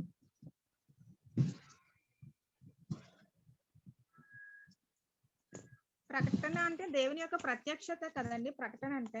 అవును, అంటే ప్రకటన దేవుని వచ్చే ముందు ఆ ప్రకటన అంటే అతను రెండో రాకడకు వచ్చే ముందు రెండో ప్రత్యక్షం వచ్చినప్పుడు మనం ఎలా సిద్ధపట్టుకుంటాలి అనే దానికోసం మనము అదే జరగబోయే వాటిని దేవుడు ముందుగానే ముందుగానే బయలుపరచు. అదే దీనికి ఒక పదం ఉంటుంది, ఎపోకాలిప్సిస్ అని. ఎపోలైటిక్ బుక్. ఎపోకాలిప్సిస్. ఎపోలైటిక్. స్వరూప్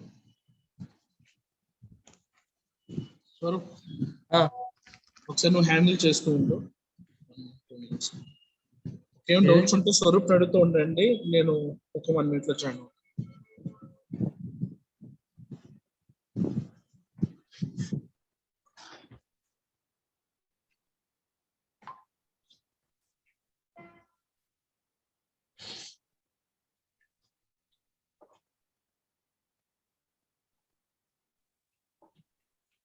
ఏం డౌట్స్ ఉంటే స్వరూప్ అడగండి, ఆ స్వరూప్ మీకు డౌట్స్ క్లియర్ చేస్తే నేను కూడా వచ్చి రిమైనింగ్ డౌట్స్ నేను క్లియర్ చేస్తాను. టోటల్ గా పౌల్ గారు 14 పత్రికలు రాశారు అంతేనండి. అవును. యోహాన్ గారు 5 రాశారు.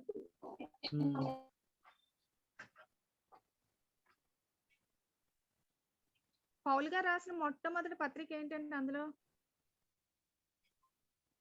పౌల్ గారు రాసిందా? అది చెప్పలేదా ప్రజ్వల్? చెప్పలేదు. ఫస్ట్ పౌల్ గారు రాసిన అపోస్తుల కార్యాలు. కానీ చాలా మంది ఏమంటారంటే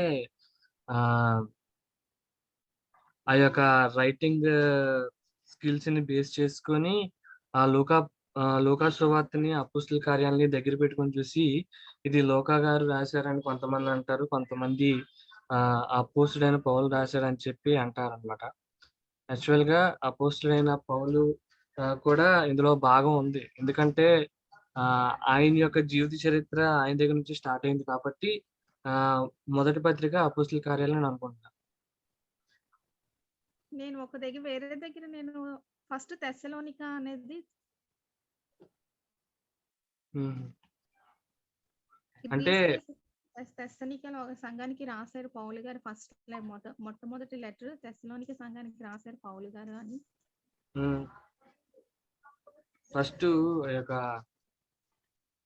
అపోస్తుల కార్యాల తర్వాత రోమా పత్రిక ఉంటది. అది ఎక్కువగా దేనికోసం అంటే అన్యుల కోసం, రక్షణ కోసం, అలాగే నీతి ధర్మశాస్త్రం కోసం ఉంటది అనమాట. ఫస్ట్ దాని నుంచి స్టార్ట్ అవుతుంది. సో మనం డేట్స్ ప్రకారంగా చూసుకున్నట్లయితే మనం ఆల్రెడీ ప్రజ్వల్ డేట్స్ కొన్ని చెప్పాడు కదా ప్రతి దానికి లెటర్స్ కి. సో దాన్ని బట్టి కూడా మనం చూసుకోవచ్చు. ఫిలిప్పీ పత్రిక చెప్పాడు కదా ప్రజ్వల్, అయితే అయితే అదే ఉండొచ్చు. ఫిలిప్పీ రాసిన పత్రిక లేదంటే ఫిలోమోను అది ఉంది కదా, ఈ రెండు కూడా అపోస్తుడైన పౌలు తను చెరసాలలో ఉన్నప్పుడు రాసిన పత్రికలు రెండు కూడా. ఫిలోమోను ఫిలిపియన్స్ అంటే ఫిలిప్పీ పత్రిక కూడా చెరసాలలో ఉన్నప్పుడు రాసిన పత్రికలు. ఇంకా మిగతా పత్రికలు కొరింథీ పత్రికలు ఏమైనా ఉన్నాయంటే అవి కొరింథీ సంఘానికి వెళ్ళి డైరెక్ట్ గా ఎంకరేజ్ చేయాలని అనుకున్నాడు కానీ పౌలు, కానీ సమయం కుదరక అక్కడికి వెళ్ళలేక సో ఈ పత్రికల ద్వారా వాళ్ళని ఎంకరేజ్ చేయడం జరిగింది.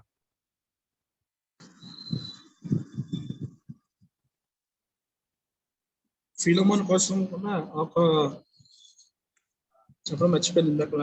ఫిలోమోన్ అనేది ఇది రాసింది అపోస్తులైన పౌలే రాశారు. ఇది కూడా ఇది ఏ కాలం రాశారంటే 60వ శతాబ్దంలో AD 60లోని ఈ యొక్క ఫిలోమన్ అనేది రాయడం జరిగింది. దీని యొక్క మెయిన్ ఉద్దేశం ఏంటంటే ఫిలోమన్ గారు ఆ యొక్క చెరసాల్లో ఉంటూ ఆ యొక్క ఫిలోమన్ సంఘానికి రాస్తున్న సంఘటన ఇదంతానే. తర్వాత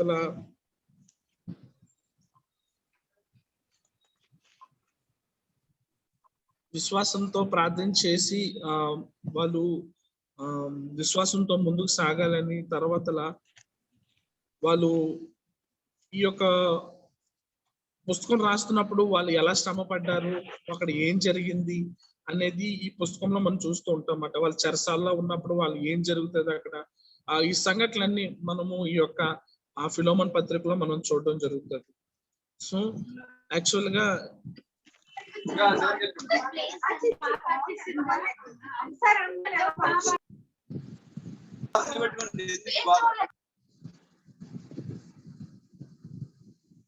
68,371 ఎవరన్నది?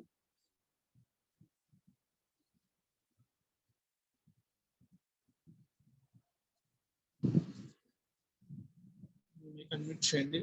సో యాక్చువల్ గా ఈ బైబిల్ అనేది కొన్ని పుస్తకాల కలయిక. సో అన్ని పుస్తకాలని వాళ్ళు కలిపి ఒక బైబిల్ కింద వాళ్ళు తయారు చేశారు.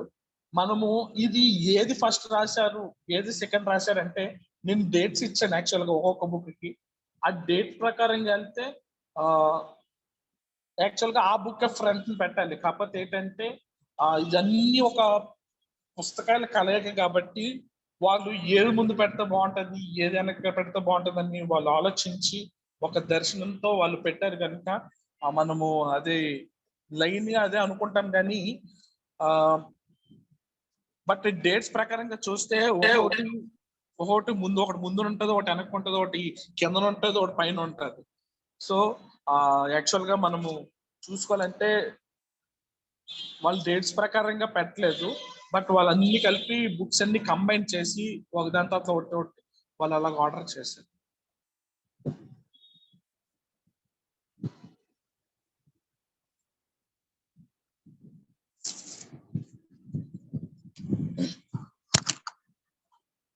సో ఒకవేళ ఎవరికైనా ఈ లింక్ కావాలంటే నేను షేర్ చేస్తాను. సేమ్ నిన్న కొంతమందికి నేను లింక్ షేర్ చేశాను. సేమ్ అదే యూట్యూబ్ ఛానల్లో నేను అప్లోడ్ చేస్తాను. నాకు 2 యూట్యూబ్ ఛానల్స్ ఉన్నాయి. ఒకటి చర్చ్ పర్పస్ మీద వాడతాను, రెండోది ఏమొచ్చి ఈరోజు మీకు పెట్టాను కాబట్టి ఈరోజు నేను పెట్టిన లింక్ దానికి నేను వాడతాను. ఇంకోటి ఏంటంటే రేపటి నుంచి మీకు వేరే టాపిక్ స్టార్ట్ అవబోతుంది. ఒకరికి ఎవరికైనా ఈ PDF కావాలన్నా, ఈ మెటీరియల్ కావాలన్నా మీరు డైరెక్ట్ గా నాకు వాట్సాప్ లో మెసేజ్ చేయండి. నాకు తెలిసిన నెంబర్ ప్రతి ఒక్కరి దగ్గర ఉంది. ఒకవేళ నాకు ఈ మ్యాటర్ ఇంకా కావాలి అంటే నేను మీకు ఈ PDF ని ఇవ్వడానికి, అంటే నేను ఓన్ గా తయారు చేసిన PDF ని నేను మీకు ఇవ్వడానికి నేను ఆశపడుతున్నాను కనుక ఒకవేళ ఎవరికైనా ఏం డౌట్స్ ఉన్నా సరే మీరు దాన్ని కన్సల్ట్ చేయండి. నన్ను కానీ స్వరూప్ని కానీ కన్సల్ట్ చేయొచ్చు. స్వరూప్ ఇప్పుడు అడగచ్చా ఒకటి? అడగండి. యోహాను ఉంది కదా, అన్య యోహాను మళ్ళీ యోహాను 1, 2, 3 పత్రికలు అనేసి మళ్ళీ వేరేగా ఎందుకు ఇచ్చేసారు? దాంట్లోనే కలిపి రాయొచ్చు కదా.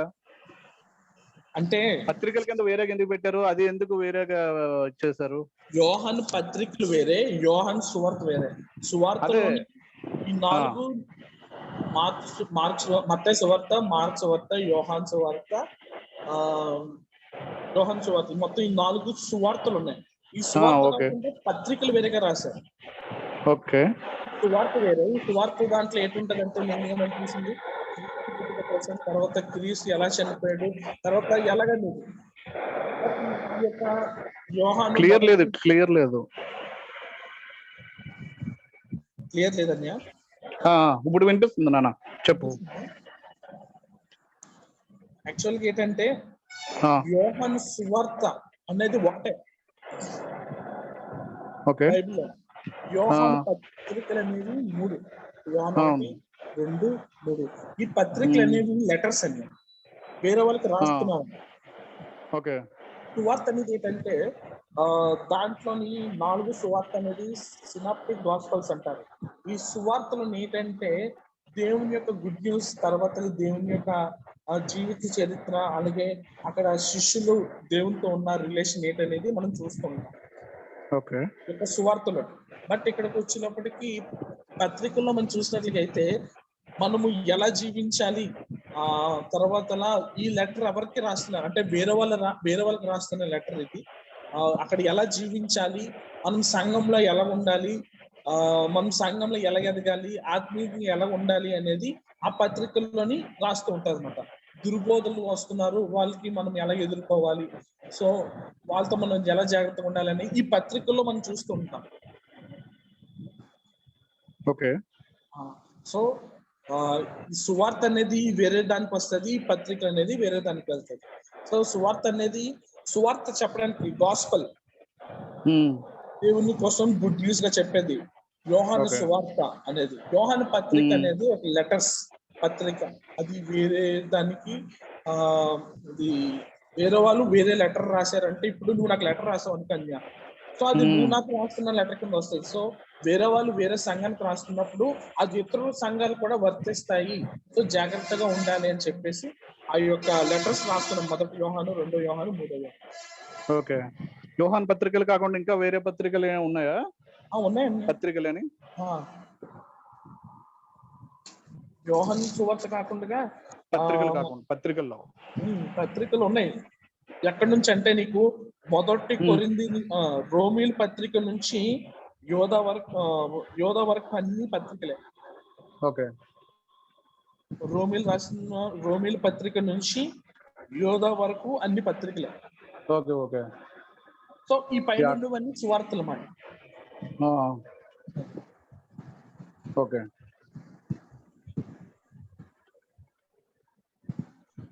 సో 11:47 అయింది. సో ఈ రోజు మనం క్లోజ్ చేసుకుందాం. ఓకే, ఎవరికైనా ఇంకేమైనా డౌట్స్ ఉంటే నన్ను కన్సల్ట్ చేయొచ్చు. Thank you for everyone. మొదటగా దేవుడికి నేను వందనాలు తెలియజేయాలనుకున్నాను. నాకు ఇంత మంచి అద్భుతమైన సమయం ఇచ్చిన దేవాతి దేవుడికి, అలాగే ఈ సమయం అనుగ్రహించిన మన పాస్టర్ గారికి, నా యొక్క సహోదరుడికి స్వరూప్ కూడా వందనాలు తెలియజేస్తున్నాను. అలాగే ఓపికతో విన్న మీ అందరికి కూడా, అశోక్ అన్నికి, అరుణ్ ఆంటీకి, అట్లా మేరీ గారికి, తర్వాత మౌనికాకి, నాగలక్ష్మి టీచర్ కి, తేజకి, ఇంకా నిన్న కూడా సంధ్య, ఇంకా చాలా మంది జాయిన్ అయ్యారు. వాళ్ళు కూడా దేవుడిపేట వందనాలు తెలియజేస్తున్నాను. రేపటి నుంచి వేరే సబ్జెక్ట్ స్టార్ట్ అవబోతుంది కనుక, సో ఆ సబ్జెక్ట్ కూడా మీరు కొంచెం ఇంట్రెస్ట్ తో నేర్చుకొని దేవుని కోసం అనేక విషయాలు మీరు తెలుసుకొని ముందుకు సాగాలని మా యొక్క ఆశ కనుక, ఒకవేళ ఏమైనా ఎవరికైనా ఈ PDF కావాలన్నా, ఈ వీడియో కావాలన్నా మీరు నన్ను సంప్రదించండి. సో కొంతమంది నాకు డైలీ వీడియో పెట్టమని చెప్పారు కనుక, ఆ వీడియోస్ అనేది ఎవరెవరైతే పెట్టమన్నారో వాళ్ళకి నేను ఈ వీడియోస్ అనేది నేను ఫార్వర్డ్ చేస్తాను. ఇంకా ఇన్ కేస్ ఇంకెవరికైనా ఈ వీడియోస్ కావాలి అని చెప్తే వాళ్ళు కూడా నేను ఈ వీడియో అనేది ఫార్వర్డ్ చేయడం జరుగుతుంది. సో ప్రార్థన చేసుకొని ఈ యొక్క మనము ఆ యొక్క బైబిల్ ఓవర్ వ్యూ అనేది మనం క్లోజ్ చేసుకుందాము. ఒకవేళ స్వరూప్ అక్కడ పాస్టర్ గారు ఉంటే దయచేసి పాస్టర్ గారికి ఇస్తావా? రేపు దేని మీద అండి టాపిక్? రేపు టాపిక్ ఇవాంజలిజం అండి. యాక్చువల్ గా మేము ఇంకో టాపిక్ అనుకున్నాం, కానీ బైబిల్ అనేది ఫ్లోలో వెళ్తుంది కాబట్టి ఇవాంజలిజం అనే టాపిక్ రేపు స్టార్ట్ అవుతుంది.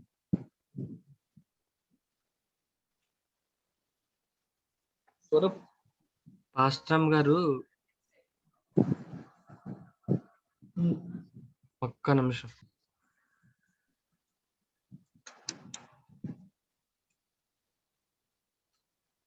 పాస్టర్ గారు ఉన్నారు లైన్ లోని ప్రార్థన చేయడానికి.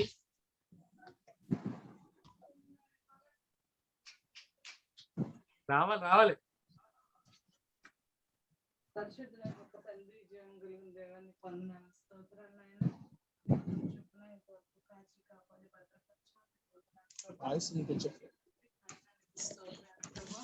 దేవా నాయన, మరి నాయన ఈ బైబిల్ తరగతులను మీరు జ్ఞాపకం చేసుకొని తండ్రి 3వ దినం దీవెనకరంగా జరిగించినందుకు నీకు వందనాలు, స్తోత్రాలు ప్రభా. దేవా నాయన తండ్రి, చెప్పినవన్నీ కూడా బిడ్డలు అర్థం చేసుకోవడానికి సహాయం చేయండి. చెప్తున్న బిడ్డలను కూడా ఇంకా నీ ఆత్మాభిషేకంతో నింపి లోతైన మర్మాలు గ్రహించగలుగుటకు సహాయం చేయండి దేవా ప్రభా. మరి నాయన ఈ యొక్క మొదటి సబ్జెక్ట్ ను దీవెనకరంగా నాయన తండ్రి ప్రభా చెప్పడానికి సహాయం చేస్తావు. రేపు నుండి మరలా జరుగుతున్న ఆ యొక్క 2వ సబ్జెక్ట్ కూడా తండ్రి ఎంతో ఆశీర్వాదకరంగా జరిగించమని వేడుకుంటూ ప్రభా, నీ బిడ్డలందరూ కూడా పాలు పొంది నాయన తండ్రి ఆ బైబిల్ గురించి అనేక విషయాలు నేర్చుకోవడానికి అనుకూలతలు కల్పించండి, అభ్యంతరాల ఆటంకాలు తొలగించండి, ఇంకనూ అనేక మంది చేర్చబట్టుకు సహాయం చేయమని కృతజ్ఞతాపూర్వకంగా మనవల్ని సమర్పించుకుంటూ యేసుక్రీస్తు వారి ఉన్నత నామంలో ప్రార్థించి వేడుకుంటున్నాను తండ్రి. ఆమేన్. థ్యాంక్ యూ పాస్టర్ గారు ప్రేయర్ అలాగే జాయిన్ అయిన ప్రతి ఒక్కరికి దేవుని పెట్టి వందనాలు. Thank you praise the lord అందరికి. అందరికీ praise lord. Praise lord brother. Praise lord. Praise lord అండి. ప్రైజ్ లార్డ్ అన్నయ్య. ప్రైజ్ లార్డ్ ప్రతి మ్యూట్ ఆఫ్ చేసి ఆంటీ ప్రైజ్ లార్డ్ అండి. మేరీ సిహెచ్ గారు. ప్రైజ్ లార్డ్ అమ్మ. మేరీ సిహెచ్ గారు. ఆవిడ ప్రైజ్ లార్డ్ చెప్తుంది కానీ వినపట్లే. సరే నువ్వు చెప్పేది. Praise lord, praise lord. పడుకుంది. ప్రైజ్ లార్డ్ అండి.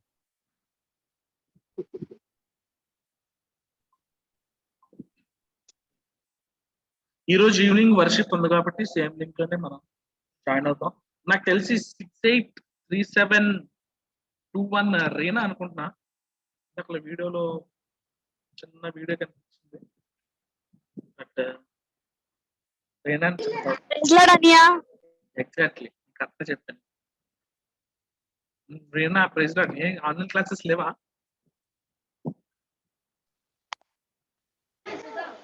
అంటే మధ్యలో లీవ్ అయిపోయి జాయిన్ అయిపోయా. Very good. సరే అంటే ఈవినింగ్ ప్రైజ్ అండ్ వర్షిప్ లో కూడా జాయిన్ అవ్వండి.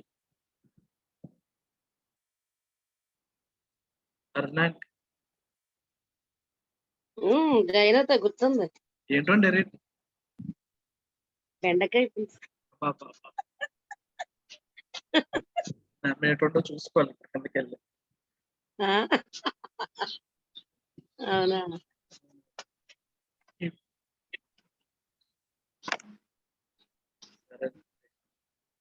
సరే పర్వాలేదు. ఎగ్జిట్ టైం ట్రై చేస్తా.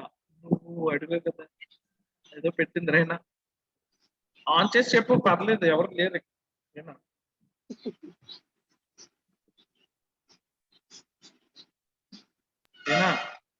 పట్టుపై పెట్టేశాను. Praise the Lord. మౌనికాకు పట్టుపై పెట్టేశాను. Sorry sorry sorry. మౌనికాకి పెట్టమని నాకెట్టావా? సరే ఏం పెట్టింది? Praise the lord.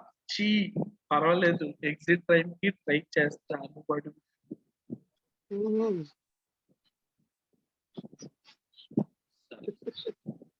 సరే బాయ్. బాయ్ బాయ్ రా. బాయ్. రేనా బాయ్.